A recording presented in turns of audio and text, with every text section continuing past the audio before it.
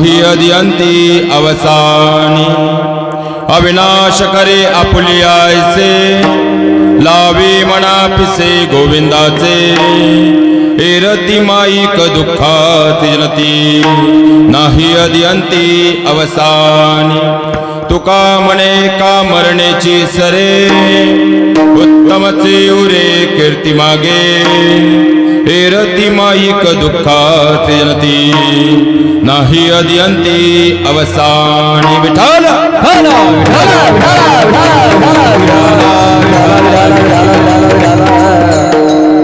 कीर्तनरूपी सेवेकरता निवडलेला अभंग जगद्गुरु जगदमान्य विश्ववंदनीय अध्यात्माचा कळस. कारण अध्यात्म म्हणजे फक्त धार्मिकता नाही मायबा. अध्यात्म म्हणजे वरिष्ठांप्रतीचा आदरभाव. अध्यात्म म्हणजे कनिष्ठांप्रतीचा करुणाभाव. अध्यात्म म्हणजे वेद वाचण्या अगोदर समोरच्याच्या अंतकरणातील वेदना वाचता येणं. अध्यात्म म्हणजे ग्रंथांच्या आणि संतांच्या संगतीत राहणं. अध्यात्म म्हणजे ग्रंथांच्या आणि संतांच्या संगतीतून घडलेल्या महापुरुषांच्या जीवनातून आपलं जीवन चरित्र घडवणं. अध्यात्म म्हणजे फक्त पूजा अर्चना आणि प्रार्थना नाही, तर त्याप्रमाणे आपली दिवसभरातील प्रत्येक कृती असणं. एकंदरीतच अध्यात्म म्हणजे सकाळी उठल्यापासून रात्री झोपेपर्यंत आपल्या हातातील प्रत्येक कार्य हे प्रामाणिक आणि पारदर्शक पद्धतीने करणं. अशी कलियुगातील मानवाला मोक्षाकडे जाणारी साधी सरळ आणि सोपी वैवाट निर्माण करून देण्यासाठी ज्यांनी गाथा या प्रकरणातून 5वा वेद निर्माण केला, तर जगद्गुरु तुकोबारायांचा 4 चरणांचा बहुतेकांच्या पाठातील अनेक वेळा आपल्यासमोर चिंतनाला आलेला अभंग माझ्या अल्पज्ञान आणि अल्पमतीनुसार चिंतन निरूपण सेवेकरता निवडलेला आहे. विठ्ठल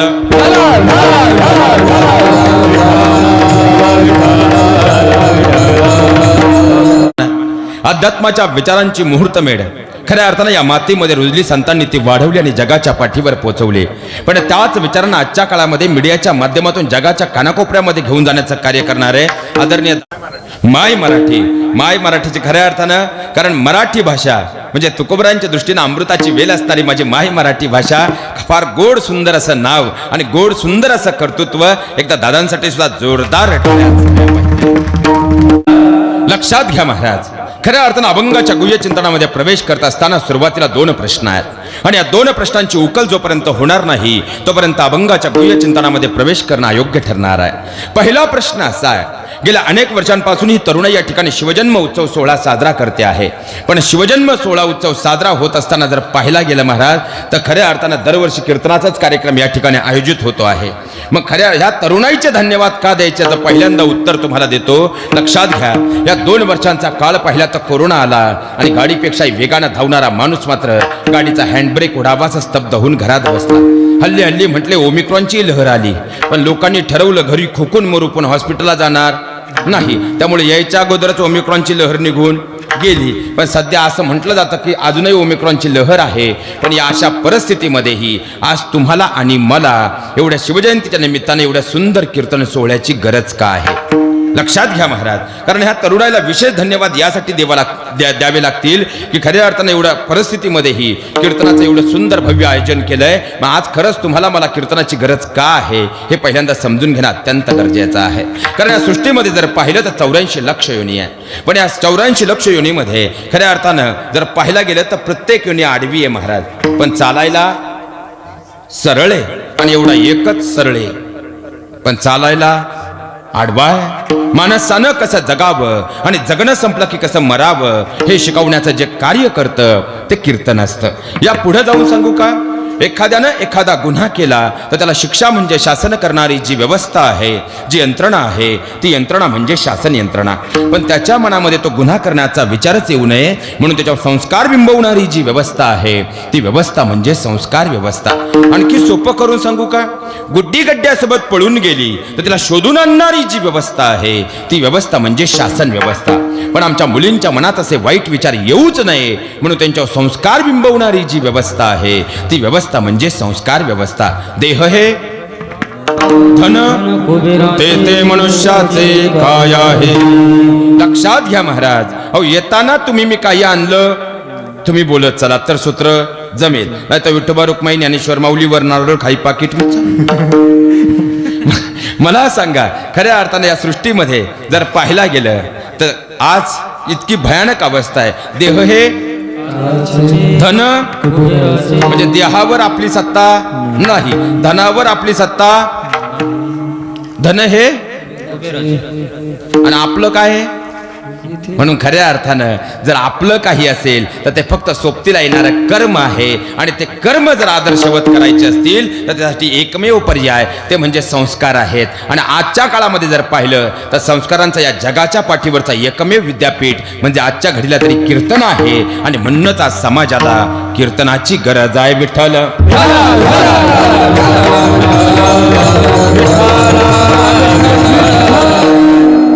लक्षात घ्या महाराज, आजचा जो पर्वकाळ आहे तो शिवजयंतीचा आहे आणि जवळपास 9:30 वाजलेले आहेत. त्यामुळे वेळेची फार मोठी कमतरता आज आपल्याकडे आहे आणि कमी वेळेमध्ये आपल्याला आपल्या मूळ विषयापर्यंत यायचं आहे. मग खऱ्या अर्थानं आज हा अभंग निवडण्याचं कारण काय आहे. अभंग निवडण्याचं कारण एकमेव आहे, कारण हा तरुणाईच्या दृष्टीने जर पाहिला तर शिवजयंतीचा सोहळा म्हणजे ध्येयाकडे नेणारा सगळ्यात मोठा पर्वकाळ आहे. आध्यात्मिक दृष्टीने तुमच्या माझ्या जीवनाचं जर सोनं करायचं असेल एकमेव राजमार्ग देव आपलासा करावा लागेल. तरुणाईच्या जीवनामध्ये जर यश मिळवायचं असेल तर एकमेव राजमार्ग ध्येय आपलंच करावं लागेल. कारण माझ्या राजानं हेच साधलं ना. माझ्या राजाचा इतिहास जर पाहिला तर स्वराज्य नावाचं ध्येय म्हणजे स्वराज्य नावाचा देव त्यांनी आपलासा केला. म्हणून तर स्वराज्य नावाचं सुख सुद्धा अनुभवायला मिळालं. हे सगळ्यात मोठं वास्तव आहे. म्हणून तर खऱ्या अर्थानं माझ्या राजाचा इतिहासाचं पाणनपान चंद्र सूर्य असेपर्यंत अजरामर आहे. नव्हे तर जोपर्यंत माझ्या राजांचं नाव आहे तोपर्यंत चंद्र सूर्य आहे असं म्हटलं तर वावगं ठरणार नाही. पण काय तो इतिहास, काय ती शौर्यगाथा. खऱ्या अर्थानं माझ्या राजाचा इतिहास जर समजून घ्यायचं म्हटलं तर वर्तमानात राहून चालत नाही.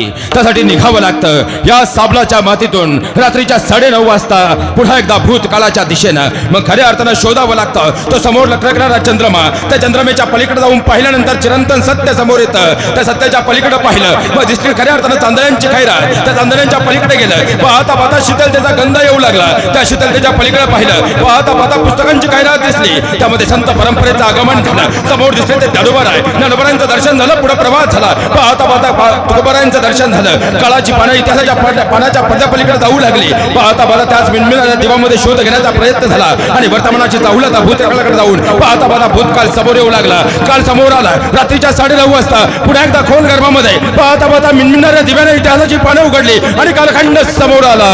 कोणता? इसवी सन 1600.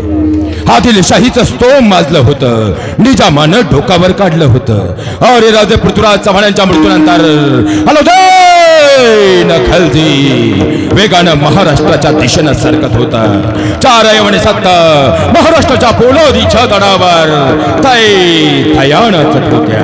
सगळीकडे दुःखाचा हाकार सजबदनाहीत निर्जित दगडांनीही आदिलशाही मान्य केली होती. दुःख यातना याशिवाय रयतेच्या वाट्याला काहीच नव्हतं. उभा महाराष्ट्र या अंधकारमय वातावरणात शोधत होता तो उद्याचा सुवर्ण तारा, तो उद्याचा सुवर्ण प्रकाश. आणि वे चमकले. मालोजींच्या रूपाने स्वराज्य अस्मिते निर्माण झाले आणि याच मालोजींच्या पोटी शहाजीराजे जन्माला आले.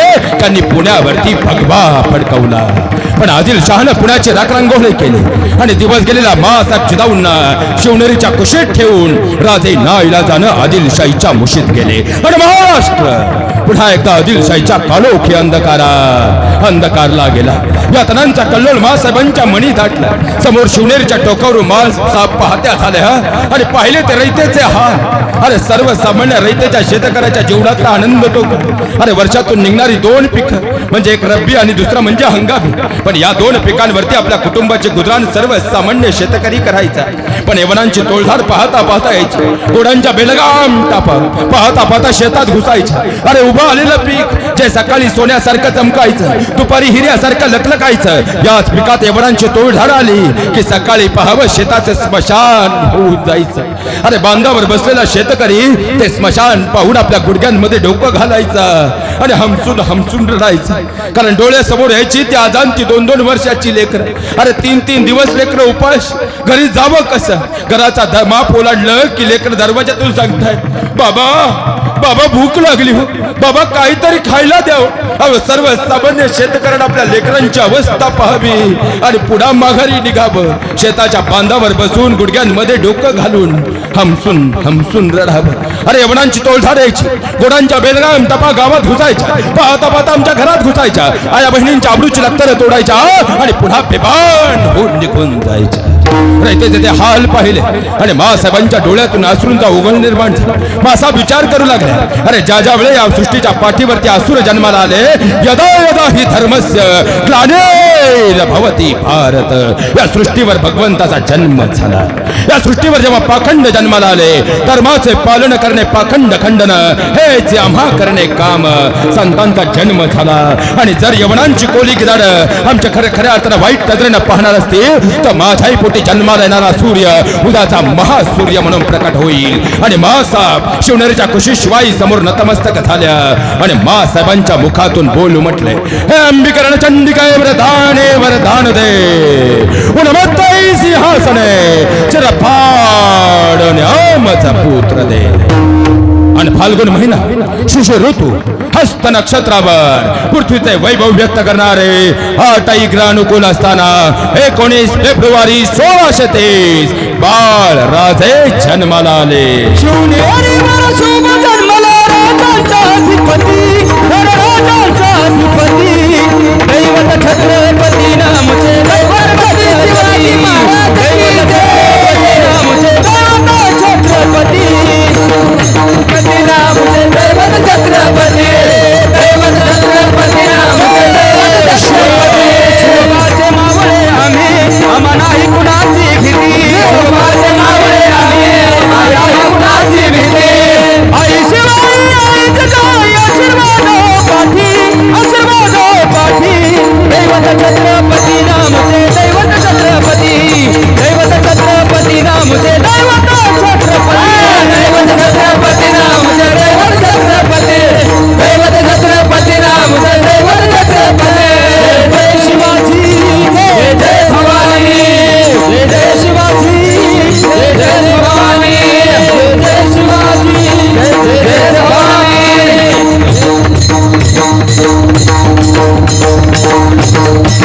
पाहता पाहता राजे जन्माला आले आणि राजांचं वय झालं 5 वर्ष. खऱ्या अर्थानं मासाहेबांच्या मांडीवरती माझा खऱ्या अर्थानं शुभ राजा आता ज्ञानोबरायांची उभी आणि तुकोबांच्या अभंगामध्ये तल्लीन होऊन जाऊ लागला. रामायण महाभारताच्या विचारांमधून माझा राजा खऱ्या अर्थानं घडू लागला. पण पाहता पाहता राजांचं वय झालं 6 वर्ष आणि राजांच्या वय झालं 6 वर्ष. याच काळात महाराष्ट्राच्या इतिहासाची पानं पुन्हा एकदा अंधकारली गेली. महाराष्ट्र दुष्काळानं होळपळू लागला. जुन्नर नगर आंबेगाव प्रांतावरती दुष्काळाचं प्रचंड सावट येऊ लागलं. पोरके झाल्यावानी जनावरं रानोमाळी फिरत होती. शेतकरी कष्टकरी अन्न पाण्याविना मरण खायला आला होता. शिवनेरीच्या टोकावरून बाळराजे निहाळते झाले आणि विचारलं मासाहेबांना, मासाहेब हे लोक कोण? आणि मासाहेब उतरल्या, हात बळीराजा हे राजा. बळीराजा बळीराजा बळीराजा मासाहेब, अहो राजा काय असा असतो होय? आणि तशा मासाहेब उतरल्या, शिवबा हात बळीराजाच आहे र, पण वामनानं त्याच्या डोक्यावर पाय ठेवला र तेव्हापासून रेत पोरके राज नाही मासाहेब नाही. अहो हात अन्याय. तसा 5 वर्षांचा बाळराजा उभा राहिला, दोन्ही मुठ्या आवळल्या. तशा मासाहेब उतरल्या, यांना कुणीच वाली नाही राजे. आकाशातून वीज कडकडावी असा बाळ कडडला. नाही मासाहेब नाही, मी मिळवेन ते राज, मी घडवेन ते बळीराज, मी होईन तो राजा. आणि पाहता पाहता माझ्या राजाच्या मनावर विचारले कोखरले गेलेले हे संस्कार माझ्या राजानं गडकोटांच्या पायथ्याशी दिले आणि गडकोटांचा इतिहास सुद्धा लिहिला की बाल शिवा वीर शिवाजी म्हणून महाराष्ट्र महाराष्ट्र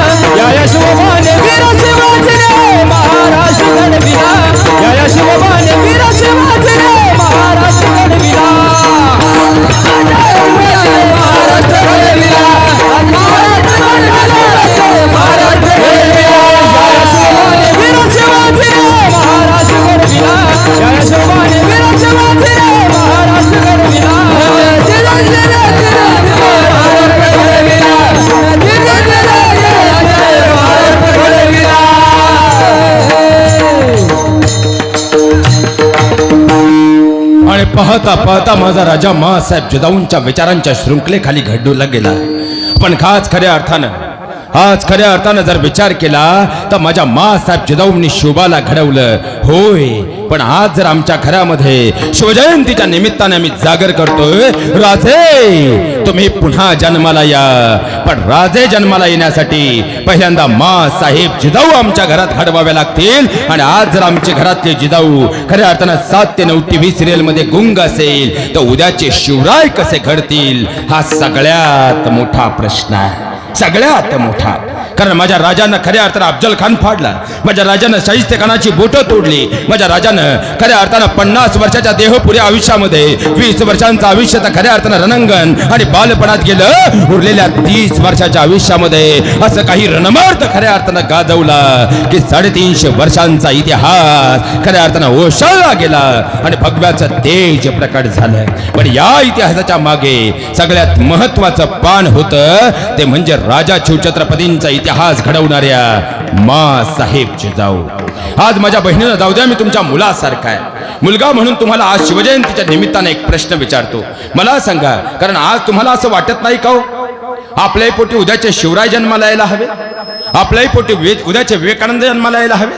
कारण महाराज आज जर विचार केला तर वैदिक काळापासून विश्वाचं सार सामावलेला आई हा शब्द जन्मदातीला लागू पडायचा. आता काळ बदलला. आईची मम्मी, मम्मीचा मम्मा आणि मम्माचा मॉम कधी झाला आमचं आम्हालाच कळलं नाही. आज टॉप जीनच्या काळात आईचा पदर हरवलाय आणि गदर झालाय, नवीन पिढीत बदल झालाय. अहो मुलांवरती पहिलं गर्भसंस्कार हे आईच्या उदरात होतं. कुरुक्षेत्रात कसं घुसायचं आणि चक्रव्यूह कसा भेदायचा हे अभिमन्यू आईच्या गर्भात शिकला. झोप लागली जन्मदातीला, अभिमन्यू संपला. आताची आमची अवस्था काय आहे? माँसाहेब जिजाऊंच्या गर्भामध्ये शिवराजे आकार घेत होते त्यामुळे माँसाहेब काय करायच्या? माझं पोरगं गोरपान जन्माला यावं म्हणून काजू बदाम उघडून पीत नव्हत्या. ज्ञानाचं बाळकडू आपल्या राजांना पाजत होत्या, कुळाचा अभिमान बांधवत होत्या. अहो माझ्या जिजाऊंची ती खऱ्या अर्थानं पुण्याई होती महाराज, म्हणून तर बाल शोभाराजे घडले. ही सगळ्यात मोठी वस्तुस्थिती. मग आम्हाला वाटत नाही काय आमच्याही पोटी उद्याचे शिवराय जन्माला यायला हवे, आमच्याही पोटी उद्याचे विवेकानंद जन्माला यायला हवे, आमच्याही पोटी उद्याचे रुक्मिणी जिजाऊ खऱ्या अर्थानं संत सावता महाराज जन्माला यायला हवे, आमच्याही पोटी उद्याचे महात्मा फुले डॉक्टर बाबासाहेब आंबेडकर जन्माला यायला हवे, आमच्याही पोटी उद्याचे खऱ्या अर्थानं मीरा जिजाऊ जन्माला यायला हवी, आमच्याही पोटी उद्याची भीमाई रमाई जन्माला यायला हवी. तुम्ही तर गप्पच झाले बघ. प्यारंदवलीचा जमाना आलाय महाराज. आता आम्हाला वाटतं आमची मुलगी विश्वसुंदरी म्हणून घडावी. आता एवढं सुंदर तरुण वर्गाचं नियोजन आहे, एवढं सुंदर पंढरी या ठिकाणी अवतरलेली आहे. आणि जर आता इथं बातमी आली की आता जर तुमच्या भागामध्ये एखाद्या बॉलिवूड चित्रपटाचं शूटिंग सुरू आहे आणि तिथं आलेल्या अभिनेत्रींना जर कळालं आता इथं एवढं सुंदर खऱ्या अर्थानं साबलामध्ये एवढं सुंदर नियोजन आहे, तरुण वर्गाने एवढी सुंदर शिवजयंती आयोजित केलेली आहे, आज कोरडे महाराजांचं कीर्तन आहे, मग आपण भेट द्यायला साबलाला जाऊ. आणि एवढीच बातमी कालपासून तुमच्या आजूबाजूच्या 10 गावांमध्ये फिरत राहिली की आज या ठिकाणी बॉलिवूडच्या हिंदी अभिनेत्री येणार आहेत. मला सांगा आजूबाजूच्या 10 गावात केस पासून एक तरी माणूस तिकडे सापडेल का? सगळे कुठं असतील? आता जर पाऊस असता तरी सगळे कुठं असतील? आणि जरी मला सांगा वाहनाची सोय नसेल तर कोण सायकल व, कोण मोटरसायकल व, कोण पिकअप व, पण सगळे कुठं? पण इथं एकच विचार करा, महिला वर्ग मी तुमच्या मुलासारखा आहे. ज्यावेळी याच अभिनेत्री समोरून येत असेल ना, कोणीतरी शिट्ट्या वाजवत असेल, कुणी काहीतरी गलिच्छ कमेंट पास करत असेल आणि कुणातरी विक्षिप्त वास्तांद नजर त्यांच्या शरीरावर फिरत असेल, मग आम्हाला वाटतं आमच्या मुलींकडे समाजानं त्या नजरेनं पाहावं. आपल्या मुलीला कधीही विश्वसुंदरी बनवण्याचा अट्टास करू नका.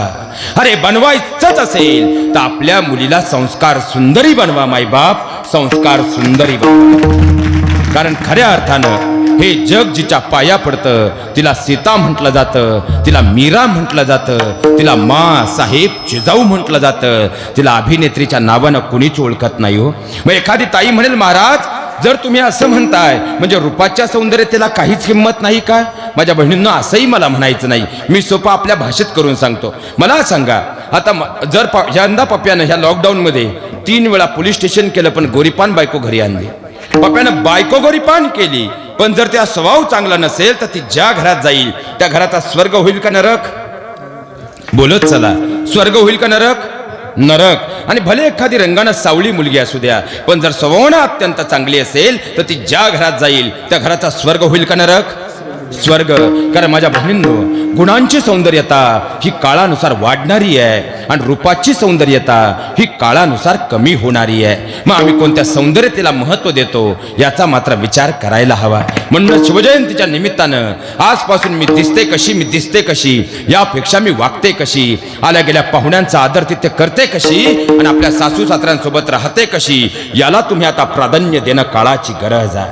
अहो, आम्ही किती मोठ्या घरात राहतो, किती स्क्वेअर फूटच्या बंगल्यात राहतो. माझ्या बहिणींनो, आजपासून या गोष्टीला किंचितही किंमत देऊ नका. पण आम्ही आमच्या सासू सासऱ्यांसकट घरातल्या किती जणांच्या हृदयात आहोत याला सगळ्यात मोठी किंमत आहे. आणि एवढे एक वाक्य जरी शिवजयंतीच्या निमित्तानं आज तुम्ही इथून घेऊन गेलात, तुमचं मला माहित नाही भगवंताच्या दरबारातली आजची सेवा यशस्वी असेल, मायबाप यशस्वी असेल. अहो, आता 8 दिवस झाले नाही, जालन्यात एका ताईनं मला विचारलं होतं, महाराज काय सांगता हो, सासऱ्यांची सेवा करा. माझी सासू एवढी फटकळ आहे, मला प्रत्येक शब्दात टाकून बोलते. आणि माझे सासरे तर एवढे हुशार आहेत, मी घरात असले का म्हणतात, काय चाललंय बाळा, बरी ये ना बाळा, तिचं ऐकू नको बाळा. पण मी एकदा शेतात कपाशी गेले की माझ्याच आहेरात आलेला सोपा सिटवते सासूबाई शेजारी बसले की माझ्याच नावानं टाहो फोडतात. म्हणून मी या दोघांनाही उचललं आणि वृद्धाश्रमात नेऊन ठेवलं. सांगा महाराज, मी काय चूक केली? म्हटलं, ताई तुझं अगदी बरोबर आहे, मान्य करतो तुझी सासू फटकळ आहे, हेही मान्य करतो तुझे सासरे फटकळ आहेत. फक्त ताई, माझ्या एकाच प्रश्नाचं उत्तर दे, तेच जर तुझे सासू सासरे जर तुझे जन्म देणारे मायबाप असते आणि स्वभावाना असेच फटकळ असते, तरीही त्यांना तू वृद्धाश्रमातच नेऊन ठेवलं असतं का? त्यानंतर त्या ताईकडे मात्र उत्तर नव्हतं. महाराज, मला मात्र माझ्या प्रश्नाचं उत्तर मिळालं होतं. म्हणून हात जोडून आज शिवजयंतीच्या निमित्तानं तुमच्या पायावर डोकं टेकून विनंती करतो, माझं कीर्तन जर तुम्हाला पटलं नाही ना महाराज, मरेपर्यंत मला परत तुमच्या गावात कधी बोलू नका. पण आज शिवजयंतीच्या निमित्तानं तुमच्या पायावर डोकं टेकून विनंती माझ्या बहिणींना करतो की खऱ्या अर्थानं आता सध्या लग्न सीजन चालू आहे. तुळशीचं लग्न होऊन 2.5 महिने झाले. आपल्या मुलीचं लग्न करताना आजपासून आपल्या लेकीला कधीच सांगू नका, बाळा तुझं आता घर बदलणार आहे. आजपासून आपल्या लेकीच्या काळजात एकच गोष्ट बिंबवा, बाळा तुझ्या घराबरोबर तुझं मनही तुला बदलावं लागणार आहे. कारण तू ज्या घरात जाणार आहे त्या घराच्या पुढच्या 7 पिढ्यांचा स्वर्ग करायचा की पुढच्या 7 पिढ्यांची माती करायची, हे फक्त आणि फक्त तुझ्या वागण्यावर, तुझ्या बोलण्यावर आणि तुझ्या खऱ्या अर्थानं चालण्या बोलण्यावरती अवलंबून असणार आहे. खऱ्या अर्थानं आपली मुलगी शिकली पाहिजे, शिकून ती डॉक्टर, वकील, इंजिनियर झाली पाहिजे.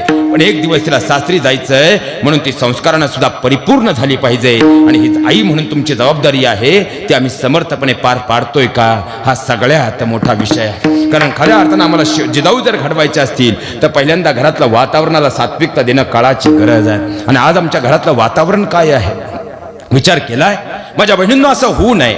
पण आज कीर्तन संपल्यानंतर जर तुमच्या भाऊजाईचा फोन आला आणि तुमच्या भाऊजाईनं तुम्हाला सांगितलं, आजपासून मी तुमच्या आईला म्हणजे माझ्या सासूला सांभाळणार नाही, तुम्ही तिची सोय करा, तुम्ही झोपू द्याला ना रात्रभर.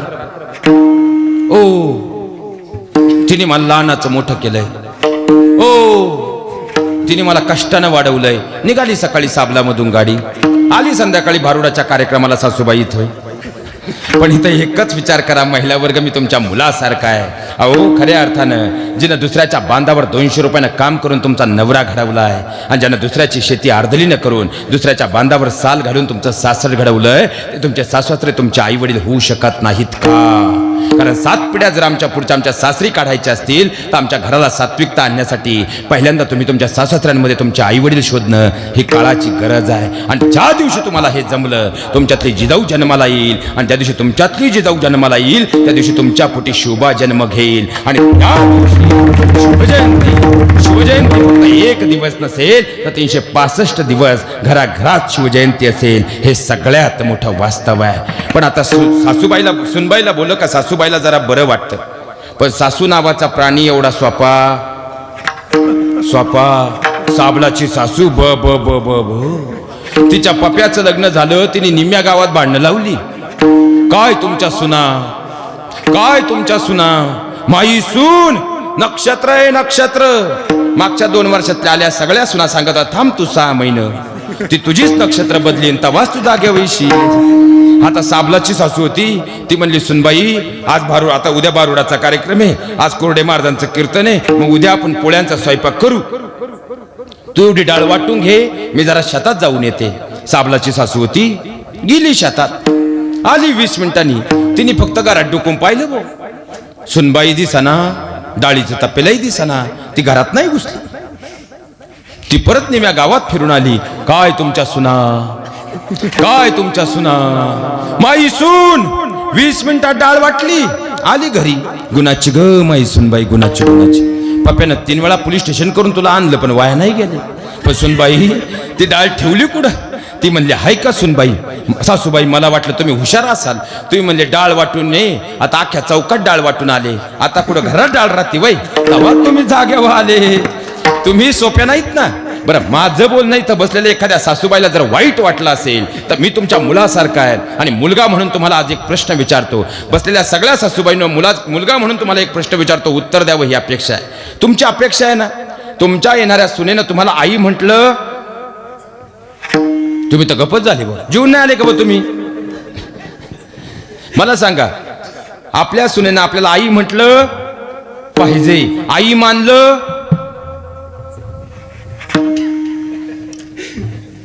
पाकिस्तानकडून आले धुळीकडे जास्त आलते काय? मला सांगा तुमची अपेक्षा आहे ना, तुमच्या येणाऱ्या सुनेनं तुम्हाला आई म्हटलं पाहिजे, आई मानलं पाहिजे. मग मला सांगा, खऱ्या अर्थाने तर सिद्धेश्वरांचं आपलं जागृत देवालय आहे, बरोबर ना? पुत्रेश्वर. अरे वा. तर मग आता भगवंताची शपथ घेऊन इथं बसलेल्या सगळ्या सासूबाईने आपल्या काळजावर हात ठेवून स्वतःला एक प्रश्न विचारा. तुमची अपेक्षा आहे तुमच्या येणाऱ्या सुनेनं तुम्हाला आई म्हटलं पाहिजे. आता मागच्यांच्या डोक्यात वेगळी खटकी आहे. त्यांना वाटलं आत्या म्हणलं पाहिजे, आत्या आत्या आत्या. आता आत्या हात आली काळजात बसली म्हणजे आई झाली. मग तुमची अपेक्षा आहे तुमच्या येणाऱ्या सुनेनं तुम्हाला आई म्हटलं पाहिजे, आई मानलं पाहिजे. तर बसलेल्या प्रत्येक सासूबाईनं भगवंताची शपथ घेऊन विचार करा, अरे आमची अपेक्षा आहे आमच्या येणाऱ्या सुनेनं आम्हाला आई मानलं पाहिजे, पण आम्ही सुद्धा आमच्या घरात आमच्या सुनेला आमच्या जन्मदात्या मुलीचाच दर्जा आज दिलाय का? तुम्ही जागे राहा भो. महाराज, आपल्या मुलीला जर गोल चपाती बनवता आली नाही ना, आपण लाटणं पळपट घेऊन तिला गोल चपाती बनवायला शिकवतो. पण सुनेकून चपातीचा जर काठ जाड झाला तर आपण तिच्या आईवडिलांचा उद्धार करतो. आपण खरंच तिला आपली मुलगी मानतो का? आपल्या मुलीकडून एखादी चूक झाली तर गावाला तमाशा नको म्हणून घराचा दरवाजा बंद करून असेल तो विषय आपण घराच्या आत मिटवतो. पण सुनेकून जर छोटीशी चूक झाली, आपण शेजारच्या घरी जाऊन तिच्या नामाचा गजर गातो. आपण खरंच तिला आपली मुलगी मानतो का? स्वर्ग नरक कुठं वरती नाही तो, त्याची कधी अपेक्षाही धरू नका. स्वर्ग आणि नरक म्हणजे आमच्या घराची 2 दारं आहेत. ज्या घरामध्ये सासू सुनेच नातं भक्कम आहे ते घर म्हणजे स्वर्ग आहे. जिथं सासू सुनेच पटत नाही ते घर म्हणजे नरक आहे. महाराज, मी स्वतः सायकोलॉजीचाच प्राध्यापक आहे. रोज कमीत कमी आम्ही 15-20 केसेस हँडल करतोय. 4-4 वर्षाची लेकरं आहेत, पण दरवाजात 1-1 तास उभी राहतात. का? माझ्या आईकडे गेलो तर माझ्या आजीला राग येतोय, आणि माझ्या आजीकडे गेलो तर मम्मा डोळे मोठे करतीये. कारण काय? तर 3 महिन्यापूर्वी काहीतरी भांडण झालंय म्हणून आई ना आजी बोलत नाही. महाराष्ट्रातल्या 4 वर्षाच्या लेकराची जर ही अवस्था असेल, तुम्हीच उत्तर द्या. इथं उभं राहून मी कोणतं मोक्ष आणि अध्यात्म सांगायचं? सगळ्यात मोठा प्रश्न. माझ्या बहिणीनं तुमच्या घरातला हा करता माणूस मरमर शेतामध्ये राबतोय. 2 वर्षापासून त्याची आर्थिक गणित बिघडल्यानं खऱ्या अर्थानं शेतामध्ये तो एकटाच रडतोय. पण बिचारा राबून जर संध्याकाळी 6 वाजता घरी आला आणि तो जर बायकोच्या जवळ जाऊन बसला तर आई शेजाऱ्या पाजरांना सांगते, दुसऱ्याच्या बांधावर 200 रुपयानं काम करून मी याला वाढवलं, पण काल बायकोन आली तर बायकोच्या पदराखाली गेला. अरे तो बिचारा राबून जर संध्याकाळी घरी आला आणि तो जर आईच्या जवळ जाऊन बसला तर बायको आपल्या मैत्रिणीला फोन करून सांगते, आमचे हे तसे चांगले आहेत पण जरा आईचे गुलाम आहेत. शेवटी तुमच्या दोघींच्या भांडणाला कंटाळून तो म्हणतो, आईचाही पदर नको आणि बायकोचाही पदर नको, दोस्ती आपली जिंदगी हे, चला कट्ट्यावर. आता कट्ट्यावरच्या अवलदी काय 11च्या पुढच्या सोप्या राहतात? निम्या 90 हाने. घे चमचाभर, घे चमचाभर, घे चमचाभर, सभी दुखो की एक ही दवा, घे चमचाभर. घेतली चमचाभर, आला डुलत घरी.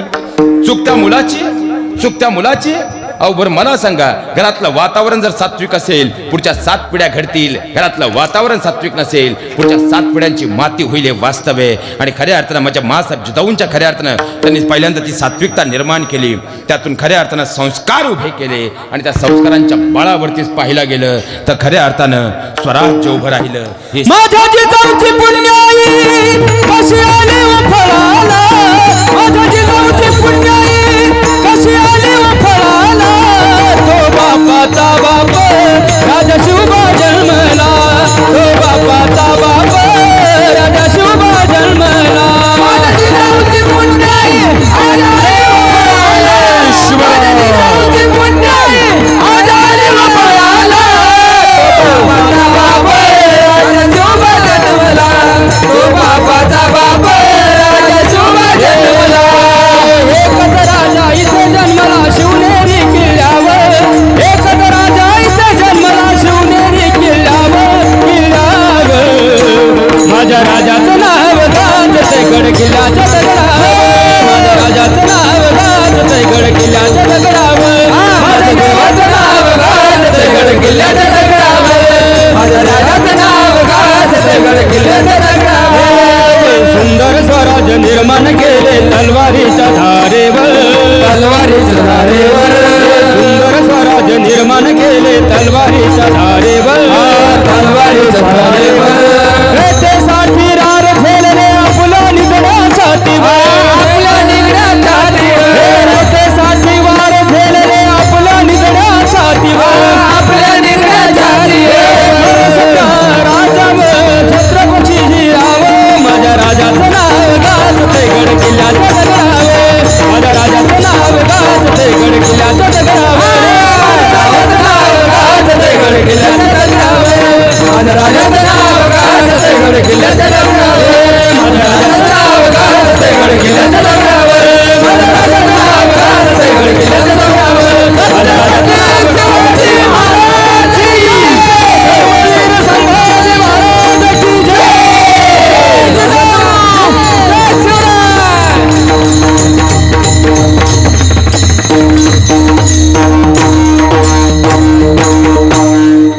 या सगळ्यांसाठी एकदा जोरदार करून टाळ्या झाल्या पाहिजे. खऱ्या अर्थानं लक्षात घ्या, माझ्या मासाहेब जिजाऊंनी शिवबांना घडवलं म्हणून तर खऱ्या अर्थानं शिवबाराजे घडले. म्हणून शिवजयंतीच्या निमित्तानं आजच्या कीर्तनातला पहिला मुद्दा म्हणजे जोपर्यंत बसलेली प्रत्येक आयु जिजाऊ म्हणून घडणार नाही तोपर्यंत फक्त आम्ही जय शिवरायच्या घोषणा देऊ, शिवराय आमच्या घरात जन्माला येणार नाही. म्हणून कालपर्यंत काय झालं हे विसरून जा, पण आजपासून बसलेल्या प्रत्येक आईनं माझ्या पोटी जन्माला येणारा लेकरू आणि माझा नातू उद्याचा शिवबाच असेल ही जरी आजच्या कीर्तनातून शपथ घेतली तरी भगवंताच्या दरबारातली आजची सेवा यशस्वी असेल आणि साबलाच्या घराघरात उद्याचे शिवराय जन्म घेतील. ही सगळ्यात मोठी वस्तू. विठ्ठल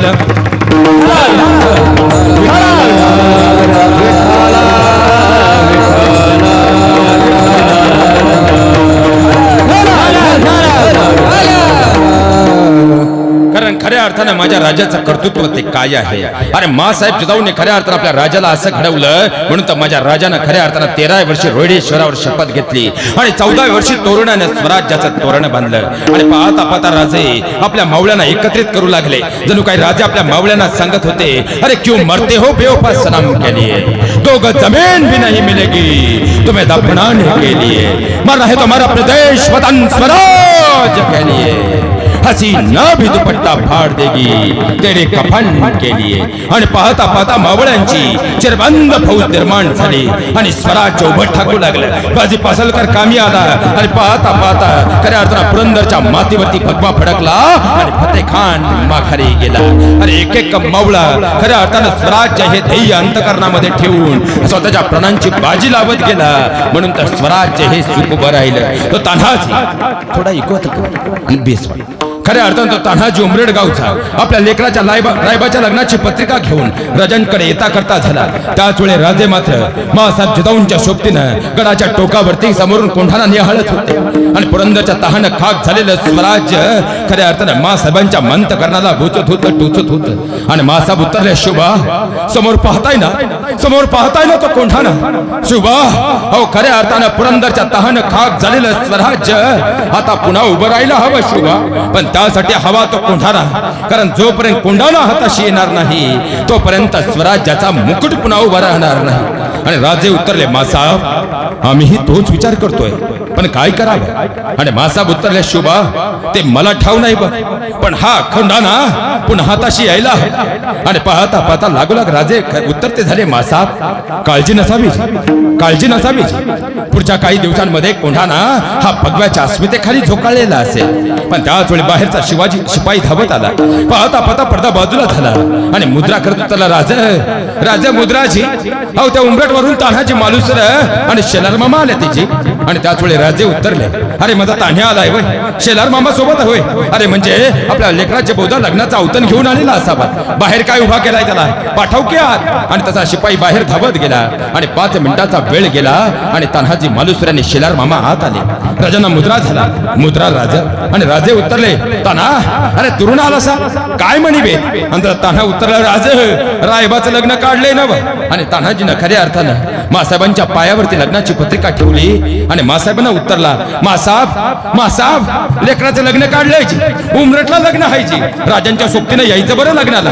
आणि मासाहेब उत्तरला, हो रे लेका, माझ्या लेकराचं लग्न मी येणार नाही वय, नातवाच्या लग्नाला पुढंच असेल मी, काळजी नको करू.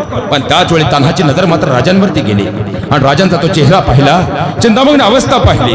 आणि तान्हा उत्तरला, मासाहेब एक विचारूजी मासाहेब, राजांच्या मनी काहीतरी भेद दिसतो या. आणि चपापले राजे, काही नाही रे तान्हा, काही नाही राजे, अहो तुमच्या हृदयाचा ठोका बी जाणतो बघा हातानं. राजे काहीतरी मनी भेद आहे बघा तुमच्या. आणि राजे उत्तरले, नाही रे तान्हा, किती वेळा सांगू तुला, काही नाही राजे, तुळजाईची आणि या तान्हाची आण आहे बघा तुम्हाला, मासाहेबांची आण आहे. राजे काय मनी भेद? आणि राजांचा नाईलाज झाला आणि राजे फुटफुटले, काही नाही रे तान्हा, काही नाही. कोंढाणा घ्यायचं मनी होतं, पुरंदरच्या तहानं खाक झालेलं स्वराज्य आता जर पुन्हा उभं करायचं असेल तर कोंढाणा हाताशी हवा. काही काळजी करू नको, अरे कोंढाणा घेऊनच रायबाच्या लग्नाला येतो, एवढे शब्द ऐकले आहे. आणि तानाची नजर विखारी बनली, हातातल्या पत्रिका भिरकावल्या. आणि ताना उत्तरला, राजे केलंच तव या तानाला परक, केलंच तव परक. अहो राजे मी जाणतो जी, तो कोंढाणा म्हणजे तुमचा हलव काळीज आहे राजे, आणि तुमचा हलव काळीज त्या उदयभानच्या कवेत नाही राजे, नाही राजे असा जातो आणि कोंढाणा घेऊनच येतो. आणि राजे फुटफुटले, वय बघता म्हणून सांगत नव्हतो बघ मी तुला, अरे ये डेपणा करू नको रे का, अरे तुझ्या घरी तर मंगल कार्य. तर तान्हाचे डोळे डबडबले, कसलं मंगल कार्य आलंय राजे, कसलं मंगल कार्य आलंय राजे. दिवसा ढवळ्या आमच्या आया बहिणींच्या अब्रूची लक्तर वेशीला टाकली जावी आणि माझ्या घरी हिरवा चुडा सजावा राजे. अहो दिवसा ढवळ्या रयतेचं छप्पर लुटावं आणि माझ्या घरी मांडव सजावा राजे. नाही राजे, नाही राजे असा जातो आणि कोंढाणा घेऊनच येतो. आणि राजे उत्तरले, शेलार मामा हे तान्हा बघ आता ऐकायचं नाही बघ, तुम्ही तरी समजून सांगा तान्हाला. तसा शेलार मामा पुढे आला, उत्तरला, राजे आमच्या तलवारी फक्त दसऱ्याला कुकू ओवळून टाकाय, लिंबू ओवळून टाकाय नाही जी. अहो यवनांची कोल्ही कुत्री किदाडे जर स्वराज्याकडे वाकड्या नजरेनं पाहणार असतील तर त्यांचा खात्मा केल्या बिगार आता ही तलवार मेनात जायची नाही राजे. आणि राजे उत्तर, अरे तुम्ही दोघंही सारखे झाला, इडेपणा करू नका रे. आणि तसं तान्हा उत्तरला, राजे मी जाणतो जी, अहो हा कोंढाणा म्हणजे तुमचा हलव काळी, आणि तुमचा हलव काळी जर तुमच्या सोबत नसेल तर रायबाच्या लग्नाला तो आनंद तो काय. राजे जातो की रायबाच्या लग्नाच्या आधी कोंढाण्यावर भगवा फडकूनच माघारी येतो. राजे द्या किडा, जातो की. शेवटी राजांचा नाईलाज झाला आणि बेट ठरला. 4 फेब्रुवारी माघ नवमीची रात्र अमावस्येचे काळ रात्र, पण अधिकचे मावळे लिहिणे धोक्याचं होतं, कारण कोंढाणा काही कमी नव्हता. या कोंढाण्यावर होता खऱ्या अर्थानं उदयभा. कोण उदयभा? चिवट असणारा रजपूत, ज्यानं कोकण एक हाती काबीज केलं तो उदयभा.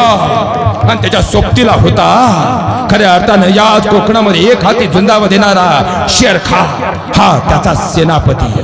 आणि पाहता पाहता तान्हाजी विचार करू लागला, उदयभा कमी नाही, कडवारच, पण त्याचा जर निकरानं लढा द्यायचा असेल तर आता आपल्याला सोबतीला अधिकचे मावळे नेणं धोक्याचं आहे. कारण अस्पष्ट पावलांची जाणीव झाली तर यवन जागे होती, काय करावं. आणि 300 मावळे सोबतीला घेतले, सोबत सूर्याजी, सोबत तान्हाजी आणि सोबत खऱ्या अर्थानं शेलार मामा. निवडक मावळ्यानिशी निघाले. पाहता पाहता वनाचा प्रवास होता, वनाचा प्रवास पार करायचा, गुंजवणी पार करायची, समोर असताना द्रोणागिरी पार करायचा. आणि पाहता पाहता द्रोणागिरी पार करून कोंढाण्यावर पहिला वार करायचा, यवन संपवायचे आणि कोंढाण्यावर भगवा बेट ठरला. पण अधिकच्या मावळे हे धोकाचं होतं. 300 निवडक सोबत्यांना सोबतीला घेतलं. सोबत सूर्याजी, सोबत शेलार मामा आणि पाहता पाहता वनाचा प्रवास सुरू झाला. आडवाट्याच्या जंगलाचा प्रवास. अरे खऱ्या अर्थानं वनातून रात्रीच्या 11ची वेळ होती. भयान असणाऱ्या वनामध्ये पाहता पाहता मावळे पुढे सरकत होते. एखादा सळसळणारा नाग यायचा, पणकन फणा काढायचा, मावळ्यांच्या रक्ताचा वास यायचा, तसाच महाळी परतायचा. पाहता पाहता मावळे पुढे सरकायचे. रात्री 1:30ची वेळ होती. पाहता पाहता मावळे गुंजवणी पर्यंत आले. आता गुंजवणी पार करायची. समोर द्रोणागिरी. द्रोणागिरी म्हणजे 362 फूट उंच असणारा व्याज. अरे 60,000ची तुगलकी फौज यवनांची असतानाही उदय भांडण. पाहता पाहता कोंढाण्यावर मुंगी जाऊ शकत नाही असं बेलाग संरक्षण कोंढाण्याच्या आजूबाजूला होतं. जणू काय विषारी अजगरानं विळखा टाकावा असं यवनांनी विळखा टाकलेला कोंढाणा. पण बाजूला असणाऱ्या द्रोणागिरीवर मात्र एकही यवन नव्हता. कारण उदय भानला माहित होतं अरे जिथं मुंगी सरवळ येऊ शकत नाही काय येतील मराठे, पण लोहा नाही पोलाद है मराठा, ओ शुभा की औलाद है मराठा. हेच उदय भान विसरला होता. पाहता पाहता मावळे अमावस्येचे काळ रात्र. आता पूरक पार करायची ती गुंजवणी. मला बोलायला सोपं आहे, तुम्हाला ऐकायला सोपं आहे, पण ज्यावेळेस कधीतरी कोंढाण्यावर गेलात ना त्या गुंजवणी नदीला अवश्य भेट द्या. या गुंजवणी नदीला गुंजवणी हे नाव का पडलं माहितीये? हो, त्या गुंज म्हणजे आवाज. ज्या पाण्याच्या प्रवाहाचा आवाज 13 किलोमीटर दूर पर्यंत येतो. जिथं मासा पोहून पार होऊ शकत नाही, जिथं होडी पोहून पार होऊ शकत नाही, असं वेगवान प्रचंड वेगवान असणारं पाणी. त्या पाण्यामध्ये त्यातही अमावस्येची काळ रात्र म्हणजे अमावस्येच्या काळ रात्री पाण्याला डबल वेग असतो. अशा वेगवान पाण्यामध्ये 300 मावळे पोहून पार झाले.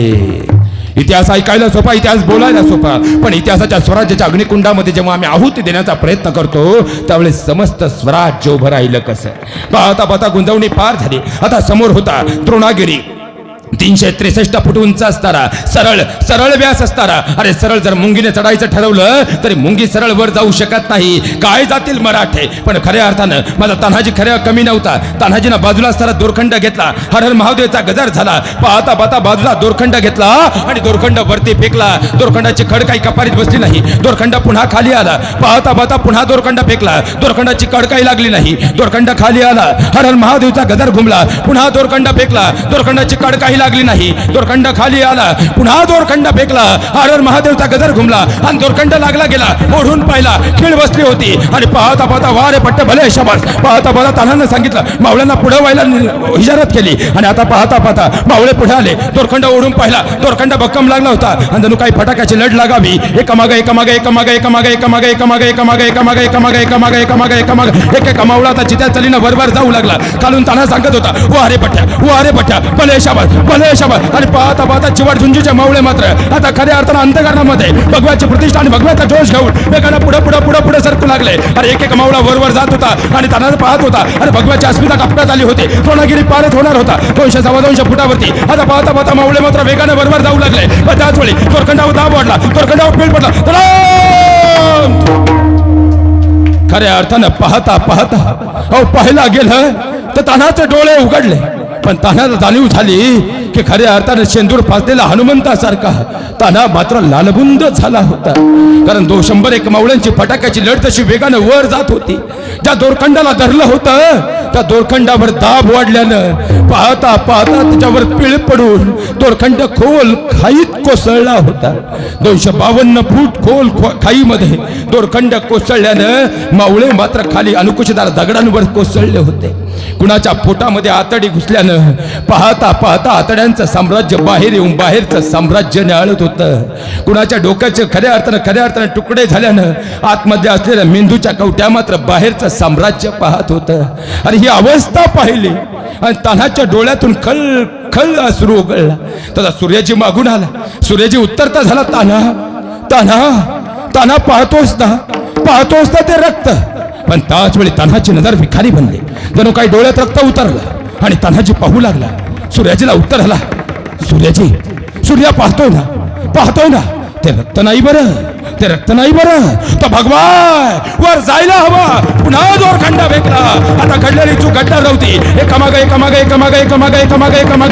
वारे भले वाटते शपा भले पट्टे शपा हर महादेव भले पट्टे शपा एका मावळात चित्या चालीनं बरोबर जाऊ लागला. आता घडलेली चूक घटना नव्हती. मावळे मात्र वेगानं पाहता पाहता पुढे सरकत होते. तान्हाजी आणि सूर्याची मागून बेभान होऊन वेगानं बरोबर जात होते. पाहता पाहता द्रोणागिरीच्या कड्यावर आले. झोपलेले एका जागेवर झोपवले. चौटून उभे राहिले. पाहिलं मराठे आ गए. रहमत कर खुदा, रहमत कर, या मराठे आ गए. पण त्याच वेळी आता वाचवायला मात्र कोणीच नव्हतं. तलवारीवर ढाल आणि ढालीवर तलवार पडत होती. पाहता पाहता समोर येणारे यवन चाटले जात होते. शेरखा समोर आला. शेरखा उतरला. मराठे आ गए. या हात में लगा माना चाहिए मराठों का. पण त्याच वेळी सूर्याचा वार झाला. पाहता पाहता शेरखा कोसळला आणि मग मात्र यवनांच्या समोर मराठे उभे ठाकले. तलवारीवर ढाल आणि ढालीवर तलवार पडू लागले. पाहता पाहता तासभराचा वेळ गेला आणि त्याच वेळी उदयभानला बातमी मिळाली. उदयभान समोर आला तर यवन थवकले, मराठे थवकले.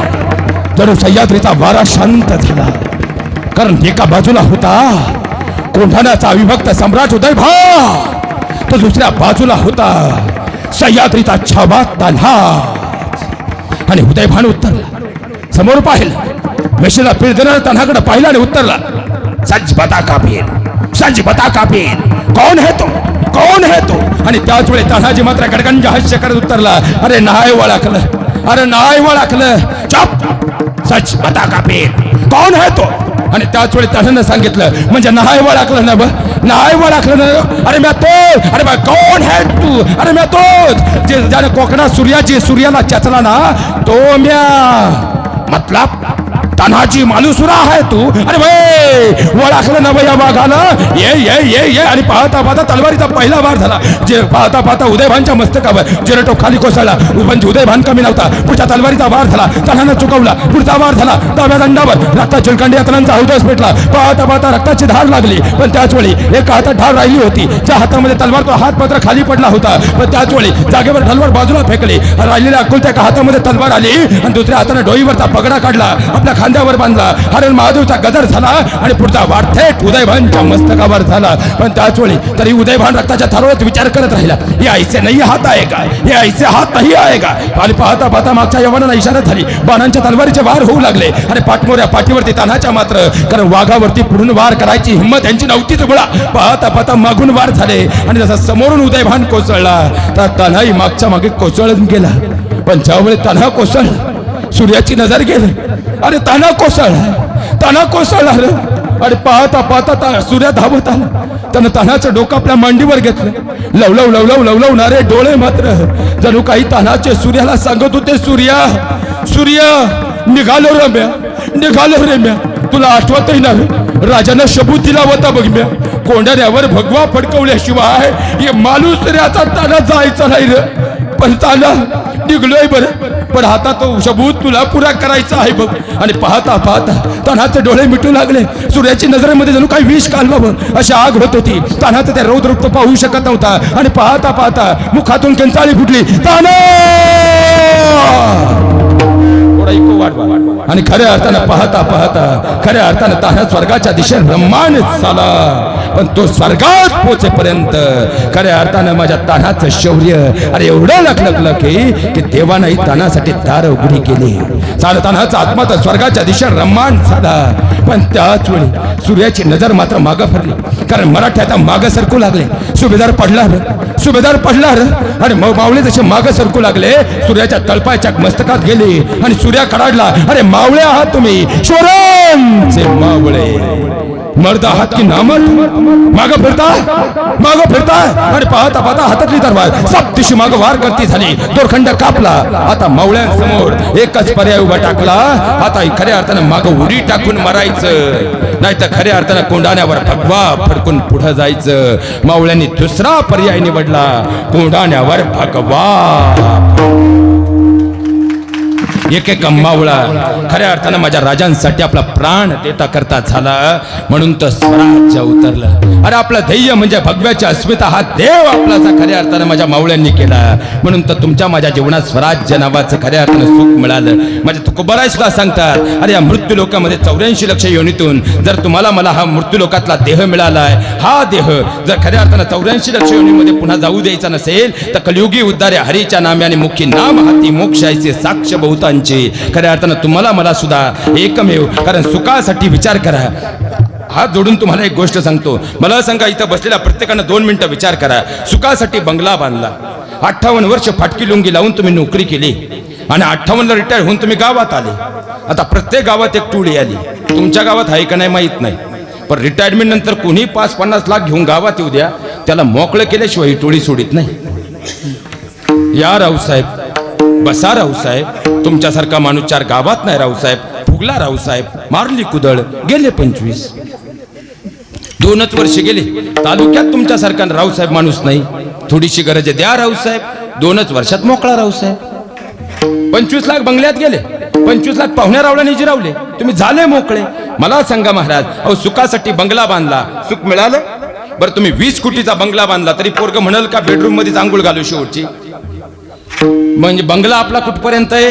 जोपर्यंत आंघोळीला गरम पाणी काढलं जात नाही तोपर्यंत बंगला आपला आहे. सुखासाठी बायको केली, 2.5 लाखाचा हॉल घेतला, 2.5 लाखाचे त्याला दागिने केले. गावचे जिरवाय 2 लाखाचा हॉल घेतला. गावातल्या येड्यांना 1.5 लाखाचे फेटे आणले. 3 दिवस गावातल्याला जेवण दिलं आणि खऱ्या अर्थानं परत गावची रात्रभर जिरवायला 1.5 लाखाचा डीजे आणला आणि फुलाच्या गाडीत सजून जी बायको घरी आणली तीच तुम्हाला आणि मला काय म्हणते? आता आम्ही काय वेगळे का महाराज? तुमच्या पुढे आल्यावर बोलते, नाही तर सप्त्याला 7 दिवसांनी घरी गेल्यावर सोपे. मला सांगा, तीच तुम्हाला मला काय म्हणती? तुम्हाला काही कळत नाही तरी आपलं येडं म्हणतं बायको प्रेम करती. बायकोच्या प्रेमाचा झटकाय. सुखासाठी बायको केली, मनोमन विचार करा, सुख मिळालं महाराज? सुखासाठी पप्या जन्माला आला, तोच पप्या गावातून बाहेर पडल्या म्हणतो, माझ्या पप्पानं माझ्यासाठी काहीच इस्टेट कमवून ठेवली नाही. सुखासाठी गुड्डी जन्माला आली, 2 पतपेड्यांचं कर्ज काढून तिला कॉलेजला पुण्याला पाठवली. ती कॉलेजच्या गेटवरूनच गड्ड्याला घेऊन गेली तर परत गावात आडनाव बदलून आली. सुखासाठी बाण कोरले, इथं नवीनच टोळी आली. यांनी सध्या हाहाकार केलाय. ही बाण करणारी टोळी तुमच्या गावात आहे का? कोणत्याही गावात जा महाराज, गाव तसं चांगलं, पण तंटामुक्तीच्या अध्यक्षांना भेटलं का 80% प्रकरणं फक्त जमिनीच्या बांधांची. बरं, कोणत्याही गावातला अध्यक्ष पहा, पहिले असे होते, अध्यक्ष झाल्यापासून असे झाले भाऊ महाराज. गावचं ऐकावं लागत, बायकोचं घरात ऐकावं लागत नाही, एवढं गावचं ऐकावं लागतंय, ते लय अवघड राहते. बरं, तुम्ही हे बाण कॉर्नर नीट अभ्यास करा. हे 1 एकर 2 एकर 4 एकर 5 एकरच्या पुढचा माल आहे. ह्याच्या निम्या वावरात काँग्रेस आहे, पण ह्याच्या वावरात ट्रॅक्टर आला का शेजाराला घामच आहे. बरं, सुखासाठी बाण कोरले. मला सांगा, आयुष्य बांधात घालवलं, पण ते बाण सुद्धा आपले कुठपर्यंत येतो? जोपर्यंत दशपिंड विधी होत नाही आणि 13व्याला आपण 7/12वरती आता कंस येत नाही तोपर्यंत ती जमीन आपली, तो बांध आपला. पण 13वा झाल्यावर तो 7/12 बांध सुद्धा आपला राहत नाही. सुखासाठी बायको केली, ती बायको सुद्धा अग्निडाग दिल्यावर राहत नाही. सुखासाठी पप्या जन्माला, तो पप्या गुड्डी आल्यावर राहत आपला. तुम्ही एवढं विचार करून बोलताय? मला सांगा, सुखासाठी गुड्डी जन्माला आली, गुड्डी आपली कुठपर्यंत आहे? जोपर्यंत तिच्या डोक्यावर पिवळ्या तांदळाचा मार पडत नाही तोपर्यंत गुड्डी आपली आहे. पण एकदा का पिवळ्या तांदळाचा मार पडला, गुड्डी आपली राहत नाही. म्हणजे ज्यासाठी आपण आयुष्य वेचलंय ही प्रत्येक गोष्ट नश्वर आहे, पण इथून 84 लक्ष योनीचा पुढचा जो प्रवास करायचा आहे त्यामध्ये जो सोबत आहे त्याचं नाव ईश्वर आहे. आणि तो जर आपल्या जीवनात आपलासा केला तर तुमच्या माझ्या जीवनाला सुखाची प्राप्ती आहे, हे सांगतात तुकोबाराय अभंगाचे. आपुला तो एक देव करुणी धावा, आपुला तो एक देव करुणी धावा, आपुला तो एक देव करुणी धावा, आपुला तो एक देव करुणी धावा, आपुला तो एक देव करुणी धावा,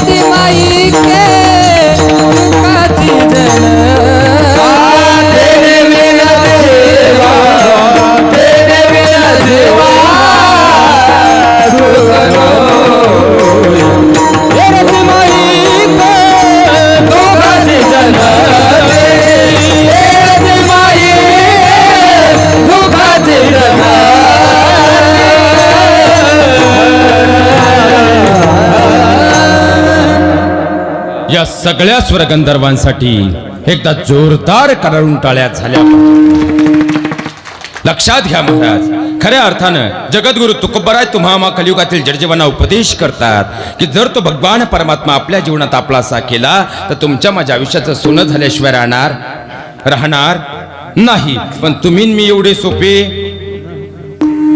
सोपे नाही. ते सुख तुम्ही मी प्रपंचात शोधतोय, ते सुख तुम्ही मी संसारात. आणि आपला प्रपंच कसा आहे? दुःख बांधवडी आहे हा संसार, सुखाचा विचार नाही कोठे, सुखाचा विचार नाही कोठे. दुःख बांधवडी आहे हा संसार, सुखाचा विचार नाही कोठे, सुखाचा विचार नाही कोठे.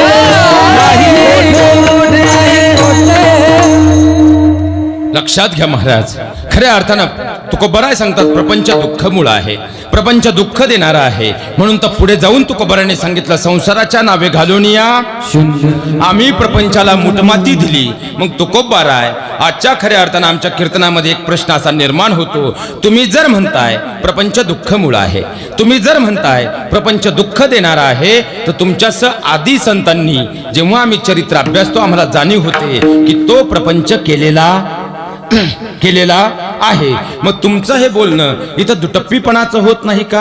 लक्षात घ्या महाराज, तुकोबराला उत्तर देताना शास्त्राचा आधार घेतात, कारण प्रपंचाचेही दोन प्रकार पडतात. प्रपंचाच्या मुळी असे दोन अंग, एक सकाम दुजा निष्काम. प्रपंचाचेही दोन प्रकार आहेत, एक म्हणजे सकाम प्रपंच आणि दुसरा म्हणजे निष्काम प्रपंच. सकाम प्रपंच या शब्दाची व्याप्ती आहे स्वतःच्या स्वार्थासाठी केलेलं कर्म किंवा केलेला प्रपंच, आणि निष्काम प्रपंच या शब्दाची व्याप्ती आहे स्वतःच्या स्वार्थाविरोध केलेलं कर्म किंवा केलेला प्रपंच. आपला प्रपंच, आपला पप्या, आपली गुड्डी आणि आपल्या बायकोच्या पुढे जात नाही. म्हणून 10 किलो तांदूळ आणि 15 किलो गहू रेशन कार्ड सोडून तुमचं माझं नाव कुठंच आढळत नाही. पण संतांनी केला, महापुरुषांनी केला, माझ्या शुभ आणि शुभांच्या मावळ्यांनी केला, तो जगाच्या कल्याणाचा प्रपंच होता म्हणून त्यांची नावं इतिहासात आहे. प्रपंच केला दामाजी शेटनं म्हणून तर नामदेवरायांसारखा पुत्र घडला. प्रपंच केला माझ्या विठ्ठलपंत आणि रुक्मिणी मातेनं म्हणून तर वेदांचा द्याता असणारे ज्ञानोबाराय घडले. प्रपंच केला माझे कनकाई माऊल्यांनी बोल्लोबांनी म्हणून तर 5वा वेद निर्माण करणारे तुकोबराय घडले. आणि प्रपंच केला मासाहेब जिजाऊ आणि शहाजी राजांनी म्हणून तर लोक कल्याणकारी स्वराज्य निर्माण करणारे शिवराय घडले. पुत्र भावा ऐसा गुंड ततत लोकी झेंडा, ततत लोकी झेंडा, ततत लोकी झेंडा. ऐसा गुंड ततत लोकी झेंडा, ततत लोकी झेंडा, ततत लोकी झेंडा.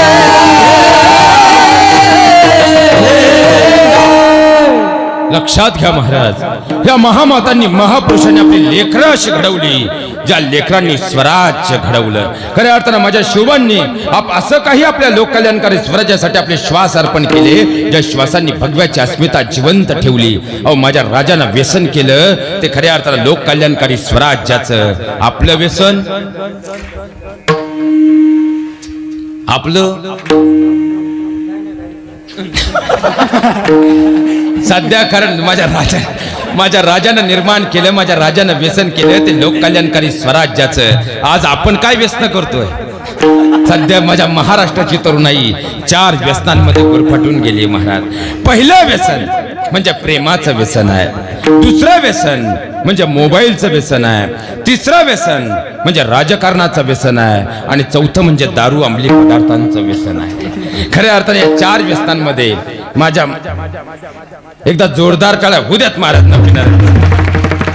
लक्षात घ्या, खऱ्या अर्थाने या 4 व्यसनांमध्ये माझ्या महाराष्ट्राची तरुणाई बर्बाद झालीये, शोकांतिक आहे. पहिलं व्यसन म्हणजे प्रेमाचं व्यसन आहे. आता सध्या तरुणाई कोरोनाला घाबरत ते म्हणते कोरोना क्या बडी चीज है, इश्क ही मेरी जिंदगी है. कारण सध्या मला सांगा महाराज, आता आपल्याला वाटतं बा तिथे सगळी वयस्कर मंडळी आहेत आणि त्यातले बरेचसे चेहरे काकड्याचे आहे ना. एकदा जोरदार काळ आमच्या काकडावाल्या मंडळींसाठी होऊन जाऊ. पण मला सांगा महाराज, सध्या जर काळ पाहिला तेवढा भयानक आपल्याला वाटतं बुवा ही तरुण पोरं कीर्तनाला येत नाहीत आणि आपल्या सप्त्याला दिसत नाही. आपल्यापेक्षा मोठा सप्ताह त्यांचा राहतो महाराज. आता होऊन गेला ह्या महिन्यात 14 तारखेला व्हॅलेंटाईन डे ला काल्याचं कीर्तन राहते त्यांचं. सध्या एवढी भयान परिस्थिती. प्रेम करून नये अशा वाईट विचारांचा माणूस मी मुळातच नाही महाराज. माझं ते म्हणणंही नाही. पण त्या प्रेमाला काहीतरी मर्यादा, काहीतरी स्वाभिमान नाही तर बापाच्याच पैशावर 5 रुपयाची अंगठी घ्यायची, ती मिनीला द्यायची आणि 4 दिवसांनी कलर गेल्यावर बाजारात चव घालून घ्यायची. यात काय अर्थ आहे महाराज? मग प्रेम करू नये अशा वाईट विचारांचा माणूस मी नाही. पण त्याला काहीतरी मर्यादा. अहो प्रेम खऱ्या अर्थानं महाराज ही 5 रुपयाच्या बापाच्या पैशावर बेंटेकची अंगठी देऊन चव घालून घेण्यापेक्षा जर खऱ्या अर्थानं पहिल्यांदा 5-50 हजाराची चांगली नोकरी पहा आणि मग मिनीला 1 तोळा करा, ही खरी मर्दानगी आहे. काय प्रेम करतोय आम्ही, काय प्रेम करतोय महाराज?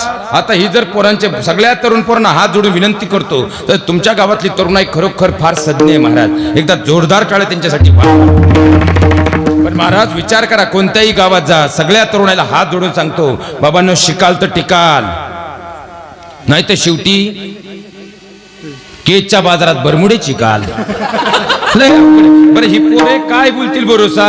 एक कार्ट तर मी कॉलेजला पाहिलं, ते कॉलेजच्या गेटवर जाऊन तिला म्हणलं आता यांचं कसं झालंय महाराज, हा रोज तिला SMS करतात तू माई जाणी आणि मी तुझ्याशिवाय जगू शकत नाही. आणि मध्येच आला कोरोना. जसा कोरोना आला ती घरी ना हाय घरी 1.5 वर्ष. आणि जसं ऑक्टोबरला कॉलेज सुरू झालं, हा पहिल्याच दिवशी जाऊन तिला म्हणला क्या हुआ तेरा वादा, तुझ्या प्रेमामध्ये मी झालो ठार वेडा. ती म्हणली कालच माझा साखरपुडा झालाय, हा घे प्याडा. बरं हे काय बोलतील भरोसा? एक तर परवा पाहिलं असं काळं पोरग ढेकळात टाकलं तर दिसणार नाही. ते तिला जाऊन म्हणते तू मला ओळखलं? ती म्हणली नाही ओळखलं. तू मला ओळखलं? ती म्हणली नाही ओळखलं. मी टायटॅनिकचा हिरो आहे. ती म्हणली मुर्द्या टायटॅनिक बुडालं होतं, जळालं नव्हतं तवा तो वाहता. लय अवघड आहे महाराज. बरं तुम्हालाही वाटतं ना आपलं कार्ट रोज कॉलेजला आहे, एक दिवस त्याच्या मागं जा बरं. ते कॉलेजच्या गेटवर जाऊन तिला म्हणतंय किती दिवस झाले मी वाट पाहतोय, तू प्रपोज करत नाही. तिने लांबूनच तिच्या का पाहिलं बो, चेहरा तुझा खास नाही, अंगावर तुझ्या मास नाही, प्रपोज तुला काय खाक करू, उद्यापर्यंत जगायची तुझी आस नाही.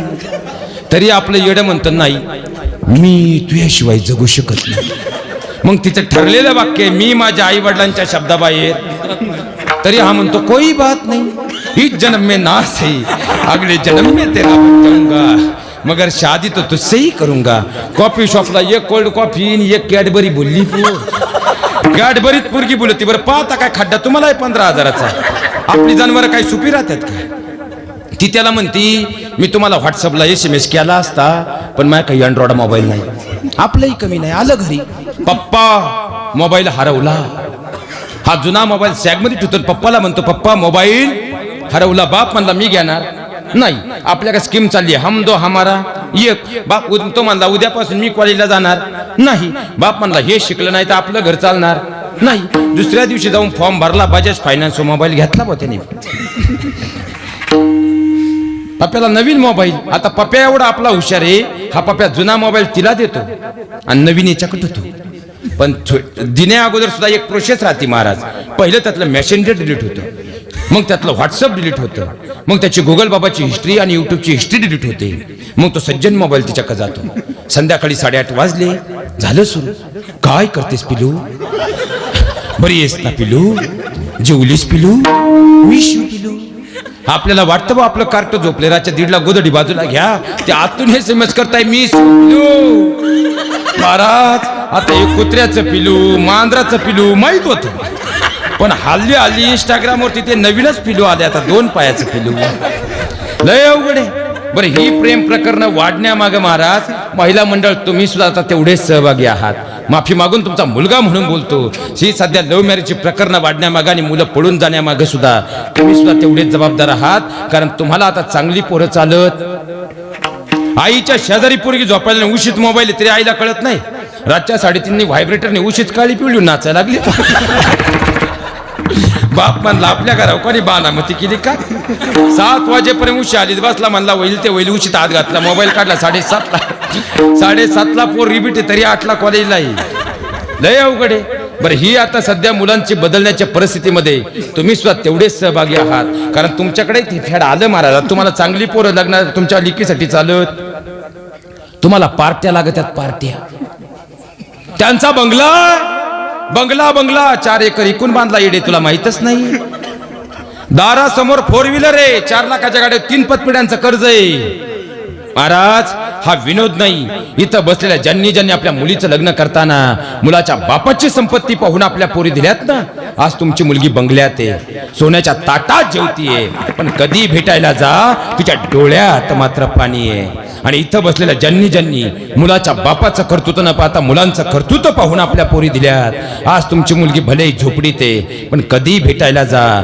तिच्या चेहऱ्यावर मात्र समाधान कारण जेवढी मोठी पार्टी आज तेवढी सरळ राहिली नाहीत कार्टी अरे बापाच्या पैशा उन्मत्त झालेलं पोरग जर व्यस्ती निघालं ना तुमच्या लेकीला कधीच वाटत नाही माझ्या माय बापानं मला डोलीत बसून पाठवलं तिला वाटतं सबंध आयुष्यासाठी माझ्या माय बापानं मला तिरडीवर झोपवलं कारण लग्न हा भातुकलीचा खेळ नाही हो आयुष्याचा मेळ आहे म्हणून आपल्या लेकीचं लग्न करताना आजपासून मुलाच्या बापाची संपत्ती पाहू नका मुलाचं कर्तृत्व पहा तुमची मुलगी स्वर्गाच्या नंदनवनात राहील आणि इथं जेवढी आमची शेतकऱ्याची पोरं आहेत एकदा जोरदार टाळ्या त्यांच्यासाठी वाजवा कारण महाराष्ट्रात एवढीच पोरं स्वाभिमानी राहिलेत नाही तर काही गावाची परिस्थिती लय अवघड आहे मला सांगा आता 80% सध्याचे बायोडेटे हे 82चा 87 आहे 87चा 92 आहे 92चा 97 आहे आणि मग पुढे मध्यस्थीने सध्या डोक्यात एवढं धरलंय बायोडेटा उतरा साल उतरा आणि लग्न करून का तुमच्या का बरं आहे सध्या शेतकऱ्याच्या मुलांना मुली मिळत का तुमच्या का बरं आहे का आईचं बरं आहे महाराज आता 35 गावात नवरदेव असतील तो रातच्या 12ला भांडारा पाहिला तरी उठून उभा राहतो आपल्या चांगाव पडतो काय जाऊ द्या महिला वर्ग मी तुमच्या मुलासारखा आहे मला सांगा शेतकऱ्याच्या मुलांना मुली मिळाल्या तुम्हाला हा चेहरा पसंत नाही का माझी भाषा कळत नाही बो सकाळी जीवन इथपर्यंत आहे आता उद्या परत दुपारी 2ला जेवेल तरी उभा आहे तुम्ही जीवन आलात ना मग थोडं बोला ना तुम्ही बोलले काय नाही बोलले काय मा पाकिट कमी होणार आहे का पण तुम्ही बोलले तर कमीत कमी उत्तर तरी मला सांगा शेतकऱ्याच्या मुलांना मुली मिळाल्या जी बोलणार नाही तिचा मग असाच राहणार पोरगा मिळाल्या बरं जाऊ द्या बोलू नका मला सांगा ज्यांना वाटतं शेतकऱ्याच्या मुलांना मुली मिळाल्या पाहिजे पुरुष मंडळी तुम्ही शांत फक्त महिला मंडळ त्याने एकदा जोरदार टाळ्या वाजवा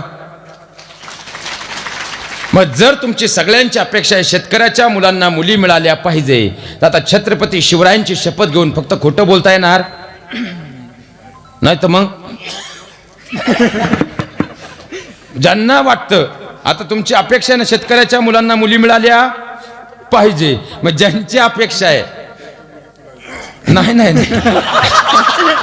ज्यांना आता जी आई तर म्हणेल की महाराज मला उपरती झाली आणि शिवजयंतीच्या निमित्तानं आज मी शपथ घेते मी माझी गुड्डी आता शेतकऱ्याच्या मुलालाच देणार त्या आईने टाळी वाजवा आता एकदा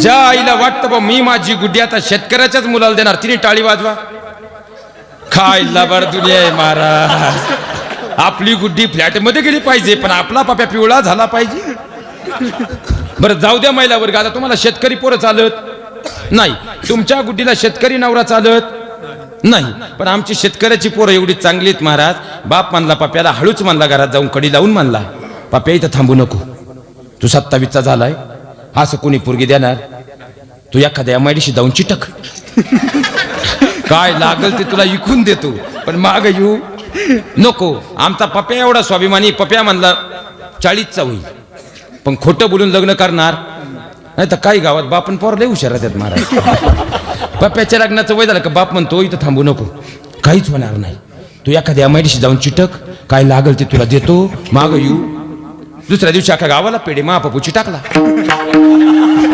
शेजारचं म्हणतं मला 92% मार्क याच्या पप्याला 42% मार्क MIDCतला कांता देव याला पावन झाला पण याचा पप्याची टाकला 8च महिने गेले, परत अख्ख्या गावाला पेढे. महापपू परमनंट झाला. आता गावात 4 जण इडी राहत्यात.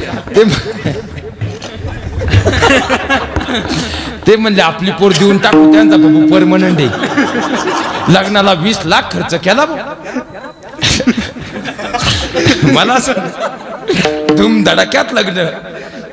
2च फक्त वर्ष, 2च महिने गेले बा. संध्याकाळी 6:30ला गावात आला एक छोटा हत्ती. माग एक फ्रीज, एक पलंग, एक गॅसची टाकी, एक भांड्यांची पिशवी. पुढे डोकून पाहिलं, छोटा हत्तीचा ड्रायव्हरच्या बाजूला पप्पू.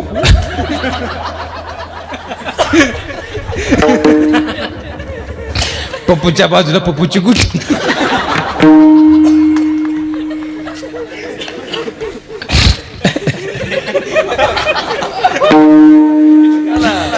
गावातली अवस्था आहे महाराज. पप्पूच्या बाजूला पप्पूची गुड्डी. काय झालं भाऊ, कंपनी अंबरनाथला गेली.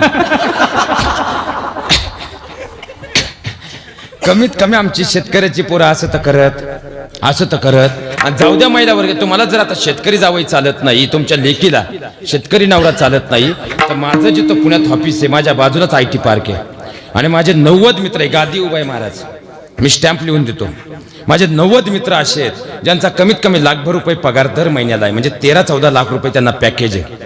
त्यांची फक्त एकच अडचण आहे, तुम्हाला शेतकरी जावई चालत नाही, तुम्हाला नोकरीवाला लागतो ना, मग तुमच्यासाठी ब्रेकिंग न्यूज आहे. त्यांना 90-95 हजार लाखापर्यंत पॅकेज आहे. 13-14 लाख रुपये वर्षाचं पॅकेज आहे. पण त्यांची एकच अडचण आहे, त्यांना एकही गुंठा जमीन नाही. किती आहे आपली पोरदी, ते उद्या बस घेऊन येतो मी. तुम्हाला शेतकरी जावई चालत नाही, तुमच्या लेकीला शेतकरी नवरा चालत नाही, मग तुम्हाला नोकरीवाला नवरा मी आणून देतो भाऊ. तुम्ही किती आहे आपली पोर देतील, मग तुम्हाला जमीन काय लागती का? जर तुझी गुड्डी शेतीच करायची नाही, मग तुम्हाला जमीन काय लागती? कारण तुम्हालाही माहितीये उद्या जर त्याची नोकरी गेली तर कमीत कमी ही काळी आई त्याला उपाशी मारणार नाही. मग माझ्या बहिणींनो एकच विचार करा, जर ही काळी आई त्याला उपाशी मारणार नाही तर काळ्या आईची सेवा करणारा माझा शेतकऱ्याचा पोरग तुमच्या पोरीला उपाशी ठेवेल का? म्हणून हात जोडून विनंती करतो, आता विचार बदला. भले पोरग महाराज, एवढी वाईट दिवस आहे सध्या. शेतकऱ्याच्या पोराने एवढे सुख दिवस कुणाचेच नाहीत. फक्त ते जरा बुलेटच्या नादात फेल झाले, नाही तर बाकी काही नाही. मला सांगा, शेतकरी एवढे सुखी दिवस कुणाचे आहे का? उगाच आपण रडण्याची PhD केली. आता मला सांगा, आपल्याकडचं प्रमुख पीक कोणतं दादा? सोयाबीन आणि कपाशी. म्हणजे कपाशी आहे म्हणजे तुरीचं पीक आहे. मला सांगा, आता इथला शेतकरी आणि पुण्यातला शेतकरी, एका मिनिटात सांगतो मला, सगळ्या शेतकऱ्याच्या पोरांनी कान देऊ नये का? मला सांगा, पुण्यात सगळ्यात मोठा शेतकरी 10 एकरचा आहे आणि सगळ्यात छोटा शेतकरी 2 एकरचा आहे. इथं सगळ्यात छोटा शेतकरी 15 एकरचा आहे. 10 ते 15 एकरच्या आत जमीन नाही. मोठा शेतकरी किती ते सांगू शकत नाही. मग मला सांगा, एकरी, फक्त जाणकार मंडळी आता तुमच्याकडून उत्तर अपेक्षित आहे, एकरी किती क्विंटल कापूस निघतो?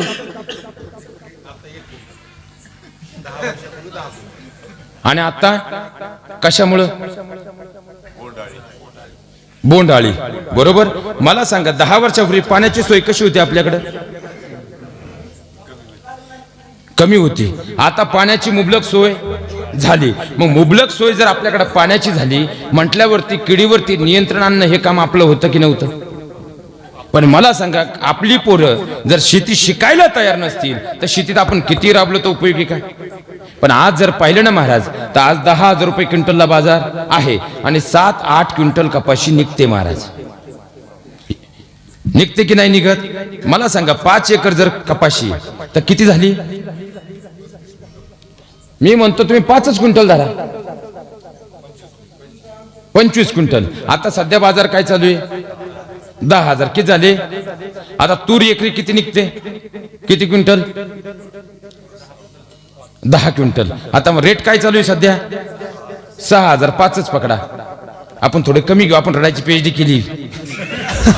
आपल्या एवढं रडत कोणी नाही, आपण ती PhDच केलेली. तुम्ही काय आम्ही केली? मी शेतकरीची. मला सांगा, आता 5,000 रुपयाने किती झाले? एकरी किती आहे? 5. 5 25 क्विंटलचे 5 किती झाले? 2.5चे निम्मे करा. 1.75 बरोबर का? काय जागेवर राहिले का तुम्ही? 1.25. मला सांगा मग झाले किती टोटल? 3.25 झाले बरोबर. बाकीची पिकं आपली सुखात चालू आहेत की नाही? 3.25 मध्ये खर्च किती आहे? 1 लाख. राहिले किती? 3.25.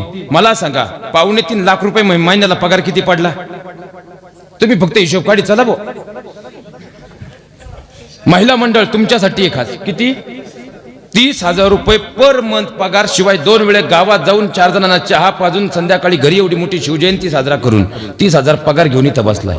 शिवाय स्वतःचा मालक आहे. आता तुला तो जावई लागतो ना तुला नोकरीवाला, त्या जावयाचा हिशोब सांगतो ऐक. ह्या जावयाचा हिशोब ऐक. त्याच्या खोलीला भाडे किती आहे? 4,000. तू हिशोबच काढ गा आता. तुम्हाला माझी तळतळ होती महाराज. हे शेतकऱ्याची बिचारी पोरं एवढी चांगली पोरं आहे, त्यात 10% मी म्हणतो असतील, ती बाजूला काढा ना. खडे निवडून काढणं काम कोणाचं आहे? आपलंच आहे ना. मला सांगा खुलीला भाडे किती त्याच्या? 4,000. त्याला घ्याची टाकी महिन्याला किती लागती? 1. किती झाले? 1,000 रुपयाला टाकी 5,000. आता 5,000 नंतर मला सांगा त्याला किराणा किती लागतो? तुझी गुड्डी काय कमी आहे का? तुझी गुड्डी तर त्यारातलंच खाती. तुही गुड्डी सोपी नाही. मग 3,000चा तर किराणा लागेल. किती झाले? 8. 6 झाले, 6 झालते ना, 8 झाले बरोबर. आता 8 नंतर मला सांगा त्याला ऑफिसच्या शेजारी जाऊन यायला कमीत कमी महिन्याला 2,000 ते 3,000 रुपये खर्च आहे का नाही? कर हिशोब. 11. आता तुझ्या महिन्याला मला सांगा गावच्या ठिकाणी सुद्धा 500 ते 1,000चा दवाखाना आहे का नाही? आहे का नाही? बाकी खर्च आहे का नाही? मग किती झाले? 12,000. त्याला नुसता कसला खर्च आहे? महिन्याभराच्या तेल पाण्याचा. किती? किती?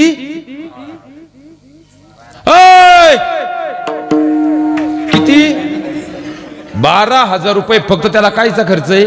आणि उद्या तुझ्या गुड्डीला पोरग झालं ना, त्याच्या शाळेची ऍडमिशन फी 70,000 आहे. जे 3,000 वाचवले ना त्यांनी 5 वर्ष, ते सगळे कुठे आहे? ऍडमिशन फीला. शेवटी म्हणतो जा तुझ्या ऐकून काही आण. मग इकडे कपाशीचा जो शेती होय ना तो इकून पैसे देतोय का नाही देत? महाराज खऱ्या माझं कीर्तन पटलं नाही ना, परत तुमच्या गावात मरेपर्यंत बोलू नका. पण आज तुमच्या पायावर डोकं टेकून विनंती करतो, जरा कधीतरी मुळाशी येऊन विचार करा. कारण तुमच्या ह्या खोट्या वागण्यामुळे तुम्ही तुमच्या लेकींचं आयुष्य बर्बाद करताय. सगळ्यात मोठी शोकांतिका आहे. म्हणून हात जोडून माझ्या बहिणीनं तुम्हाला विनंती करतो, इथून पुढे मुलात 12 गोष्टी असल्याशिवाय लग्नाला हा म्हणायचं. पहिली गोष्ट, त्यानं जग नाही जिंकलं तरी चालेल, तो तुमचं मन जिंकणारा असावा. दुसरी गोष्ट, 36 गुणांचा विचार नंतर करा. पहिले त्यानं कोरोनाच्या 2 व्हॅक्सिन घेतल्यात का हे नीट तपासून पहा. तिसरी गोष्ट, त्याचा रंग सावळा असेल तरी चालेल, मनानं मात्र तो गोरा असावा.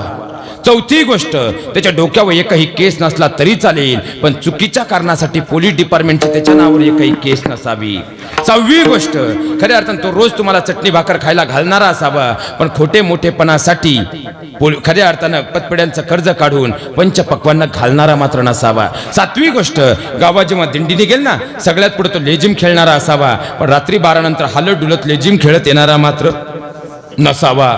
9वी गोष्ट, तो शिवरायांसारखा लढवय्या असावा, पण पांचट रोगानं दगावणारा नसावा. 10वी गोष्ट, खऱ्या अर्थानं तो अण्णाभाऊ साठेंसारखा गावोगावी फिरून एक वेळ पोवाडा गाणारा असावा, पण घरात काहीच काम न करता बसून आचाट विचाट शिव्यात देणारा मात्र नसावा. 11वी गोष्ट, तो माझ्या शंभूराजांसारखा वाघाला फाडणारा असावा, पण खऱ्या अर्थानं गावात बसून दारूच्या बाटल्या मात्र फोडणारा नसावा. आणि 12वी महत्वाची गोष्ट, तो भक्त पुंडलिकाप्रमाणे आपल्या माय बापांची सेवा करणारा असावा. 12 गोष्टी आजपासून मुलात पहा, आयुष्याचं पूर्ण झाल्याशिवाय राहणार नाही. आणि माझ्या सगळ्या तरुण पोरांना, सगळ्या इथं बसलेल्या पालकांना हात जोडून विनंती करतो, सध्या मराठवाड्यात जर सगळ्यात वाईट दिवस जर कुणाचे असतील ना तर आमच्या आर्मी भरती करणाऱ्या मुलांचे. कारण खऱ्या अर्थानं मायबाप कष्टानं आपल्या लेकरांना घडवतायत, पण 2 वर्ष झाले भरत्या मागं पडल्यामुळं एकीकडे वय निघून जातं याचं टेन्शन आहे. तर आता घरचे सुद्धा म्हणायला लागले आता थांब आपलं इकडं बघ, याचं सुद्धा सगळ्यात मोठं टेन्शन आहे. महाराज खऱ्या अर्थानं ते मायबाप धन्य असतात ज्यांची मुलं देशासाठी मरायला आणि मारायला तयार असतात. विचार करा, तुमचं मोठं सगळ्यात मोठं भाग्य आहे की तुमची मुलं हा विचार करतायत. कमीत कमी अजून 2 वर्ष तरी मुलांच्या खांद्यावर हात ठेवून शिवजयंतीच्या निमित्तानं आपल्या लेकरांना काय द्यायचं असेल ना तर बसल्या बसल्या जागेवर प्रत्येक पालकानं मनोमन एक शपथ घ्या, कमीत कमी आपल्या पुढच्या मुलांना, कारण बिचाऱ्यांच्या जीवनामध्ये आर्मी भरती होण्याचं सगळ्यात मोठं स्वप्न आहे, पण ते स्वप्न का 2 वर्ष झालंय कोरोनामुळे बाजूला पडलंय. पण जर तुम्ही त्यांना पुढचे 2 वर्ष साथ दिली तर तुमच्या पोटी जन्माला आलेला वाघ एक दिवस असं कर्तृत्व करेल की जगाच्या पाठीवर त्याचं नाव इतिहासामध्ये आदरावर असेल. आपल्या लेकरांना सहकार्य करा एवढी अपेक्षा व्यक्त करतो. एकदा प्रेमानं भजन करू.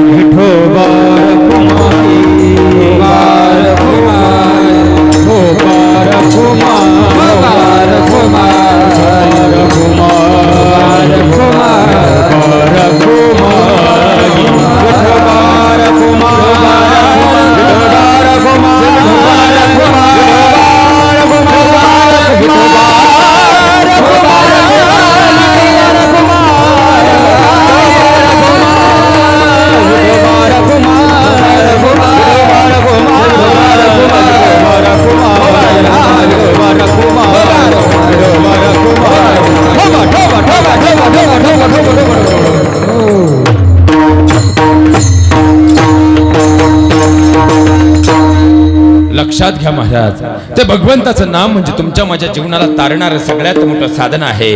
म्हणून बसल्या जागेवर सगळ्यांनी आपले दोन्ही हात उंच घ्यायचे आणि भगवंताच्या नामामध्ये तल्लीन होऊन जायचे.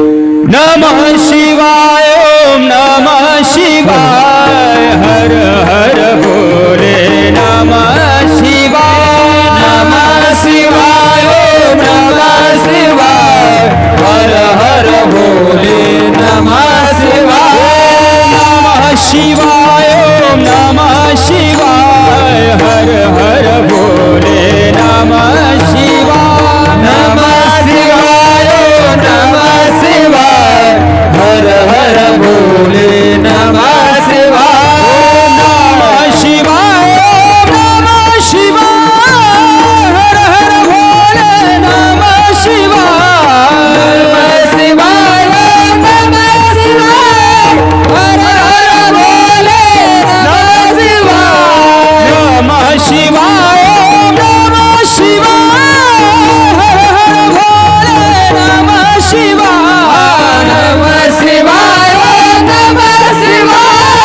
हर हर भोले नमः शिवाय नमः शिवाय नमः शिवाय हर हर भोले नमः शिवाय नमः शिवाय नमः शिवाय हर हर भोले नमः शिवाय माझा माझा माझा माझा विठ्ठल माझा मी विठ्ठलाचा विठ्ठल माझा माझा माझा माझा माझा विठ्ठल माझा मी विठ्ठलाचा विठ्ठल माझा माझा माझा माझा माझा विठ्ठल माझा मी विठ्ठलाचा विठ्ठल माझा माझा माझा माझा माझा विठ्ठल माझा मी विठ्ठलाचा विठ्ठल माझा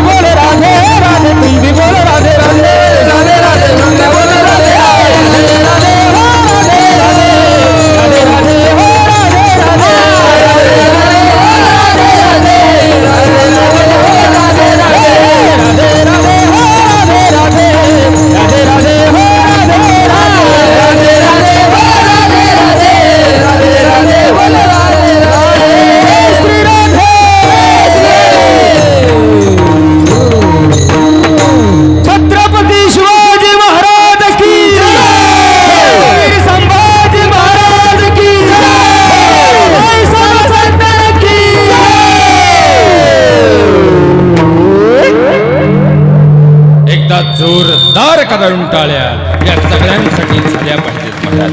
लक्षात घ्या, खऱ्या अर्थानं सगळ्या वारकऱ्यांच्या चरणावरती दंडवत अर्पित करतो. हा पर्वकाळ शिवजयंतीचा होता आणि खऱ्या अर्थाने शिवजयंतीच्या निमित्तानं हा जागर करत असताना दोन गोष्टी अत्यंत महत्वाच्या आहेत. माझ्या राजानं स्वराज्य उभं केलं, पण हे स्वराज्य उभं करत असताना खऱ्या अर्थानं आपला प्रत्येक श्वास जर या मातीसाठी अर्पण केला तर 2 तास आपण आपल्या राजांसाठी देऊ शकत नाहीत काय.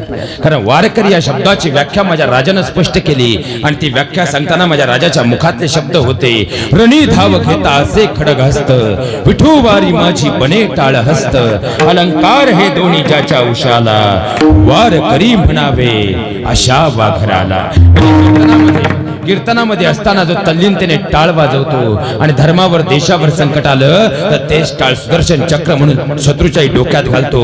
असा जो वाघ आहे त्या वाघाला वारकरी म्हणतात. आणि तो वारकरी आणि धारकरी जोपर्यंत एकत्र येत नाही तोपर्यंत स्वराज्य उतरणार नाही. आणि हीच भगवी मशाल खऱ्या अर्थानं, कारण इथेही मोठा हा गोंधळ असतो महाराज की फक्त एका जातीपुरतं शिवरायांचं स्वराज्य नव्हतं, प्रत्येक जाती धर्माला माझ्या राजाने एकत्र घेतलं आणि त्यातून खऱ्या अर्थानं लोक कल्याणकारी स्वराज्य उभं राहिलं. आणि खऱ्या अर्थानं आपण सगळे रणमार्ग मावळे एकत्र येऊन एवढी सुंदर शिवजयंती सोहळा साजरा करताय. एकदा या तरुणाईसाठी सुद्धा जोरदार टाळ्या. कारण जवळपास आपण या 2 तासामध्ये या ठिकाणी बसलेलो असतो, पण एक गोष्ट विशेष आहे, ही तरुणाई 1 फेब्रुवारी पासून तर जवळपास मार्च पर्यंत, कारण हा कार्यक्रम झाल्यानंतर पुढचे 5 दिवस नियोजनाचे असतात.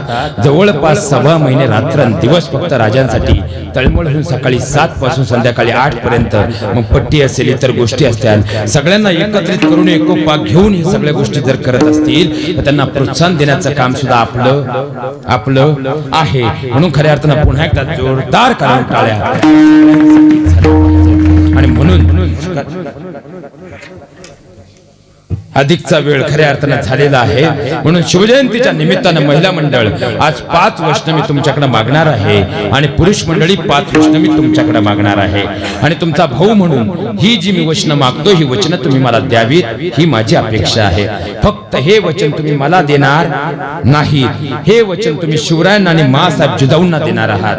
जर तुम्हाला ते वचन ऐकल्यानंतर तुम्ही मरेपर्यंत पाळणार असाल तर तुम्ही ते वचन ऐकल्यावर टाळी वाजवायची. जर तुम्ही टाळी वाजवली याचा अर्थ तुम्ही मासाहेब जिजाऊ आणि शिवरायांना दिलेले ते वचन असेल ते तुम्ही मरेपर्यंत पाळणार आहात.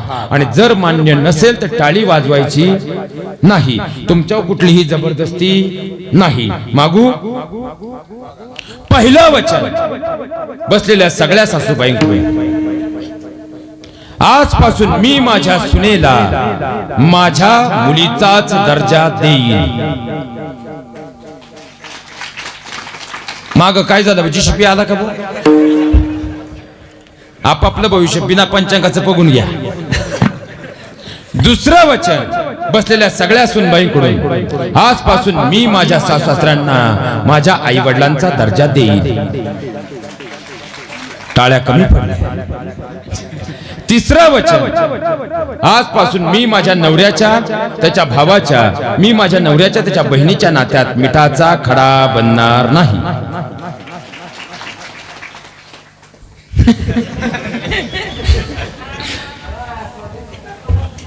चौथं वचन, आजपासून आमच्या घरातील भांड्याचा आणि भांडणाचा आवाज घराच्या बाहेर येणार नाही.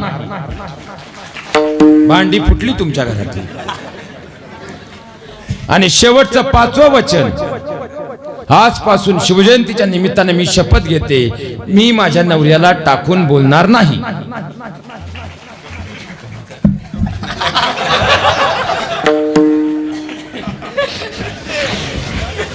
पाच वचन आता पुरुष मंडळी तुमच्याकडून. आपलं कीर्तनच असे, दूध का दूध पाणी का. पहिलं वचन, बायकोनं कितीही कान भरले तरी मरेपर्यंत मी माझ्या आई वडिलांना कधीच अंतर देणार नाही. यास टाळी असे म्हणतात.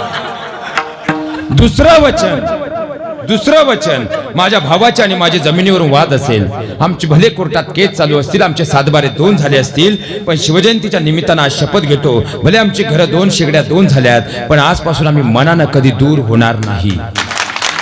बास महाराज, आजचं कीर्तन सफल आहे. तिसरं वचन, मी एकल्ली बोलणारा माणूस नाही. जशी माझी अपेक्षा आहे माझ्या बायकोनं माझ्या आईवडिलांना तिच्या आईवडिलांचा दर्जा द्यावा, त्याप्रमाणे उद्या माझ्या सासूसासऱ्यांवर वेळ आली तर मीही मुलाची भूमिका बजावेल. देवासारखी मिळाली तुम्हाला. चौथं वचन, आजपासून गावातल्या कोणत्याच चांगल्या कामात मी राजकारण आणणार नाही. आणि शेवटचं पाचवं वचन, इथून पुढे शिवजयंती समितीचे जेवढे कार्यकर्ते आहे त्यांच्या पाठीमागे आम्ही खऱ्या अर्थानं भक्कमपणे, खऱ्या अर्थानं एवढी वचनं जर आमच्याकडून पाळली गेली तर शिवजयंती खऱ्या अर्थानं जी साजरी होईल स्वराज्य अवतरल्याशिवाय राहणार नाही. झालेली सेवा भगवान परमात्म्याच्या चरणावरती अर्पण करत असताना, कारण 11चा सुमार झालाय आणि उद्या मला तेलंगणा आहे, त्यामुळे खऱ्या अर्थानं वेळेचं थोडंसं गणित या ठिकाणी पाळावं लागेल. पण एकदा आवाज मला मात्र तुमचा पाहायचा आहे, जो आवाज खऱ्या अर्थाने असा निघू द्या जो स्वर्गाच्या मातीपर्यंत रम्माण झाला पाहिजे, नव्हे तर माझ्या राजाच्या अंतकरणापर्यंत पोहोचला पाहिजे. क्षत्रिय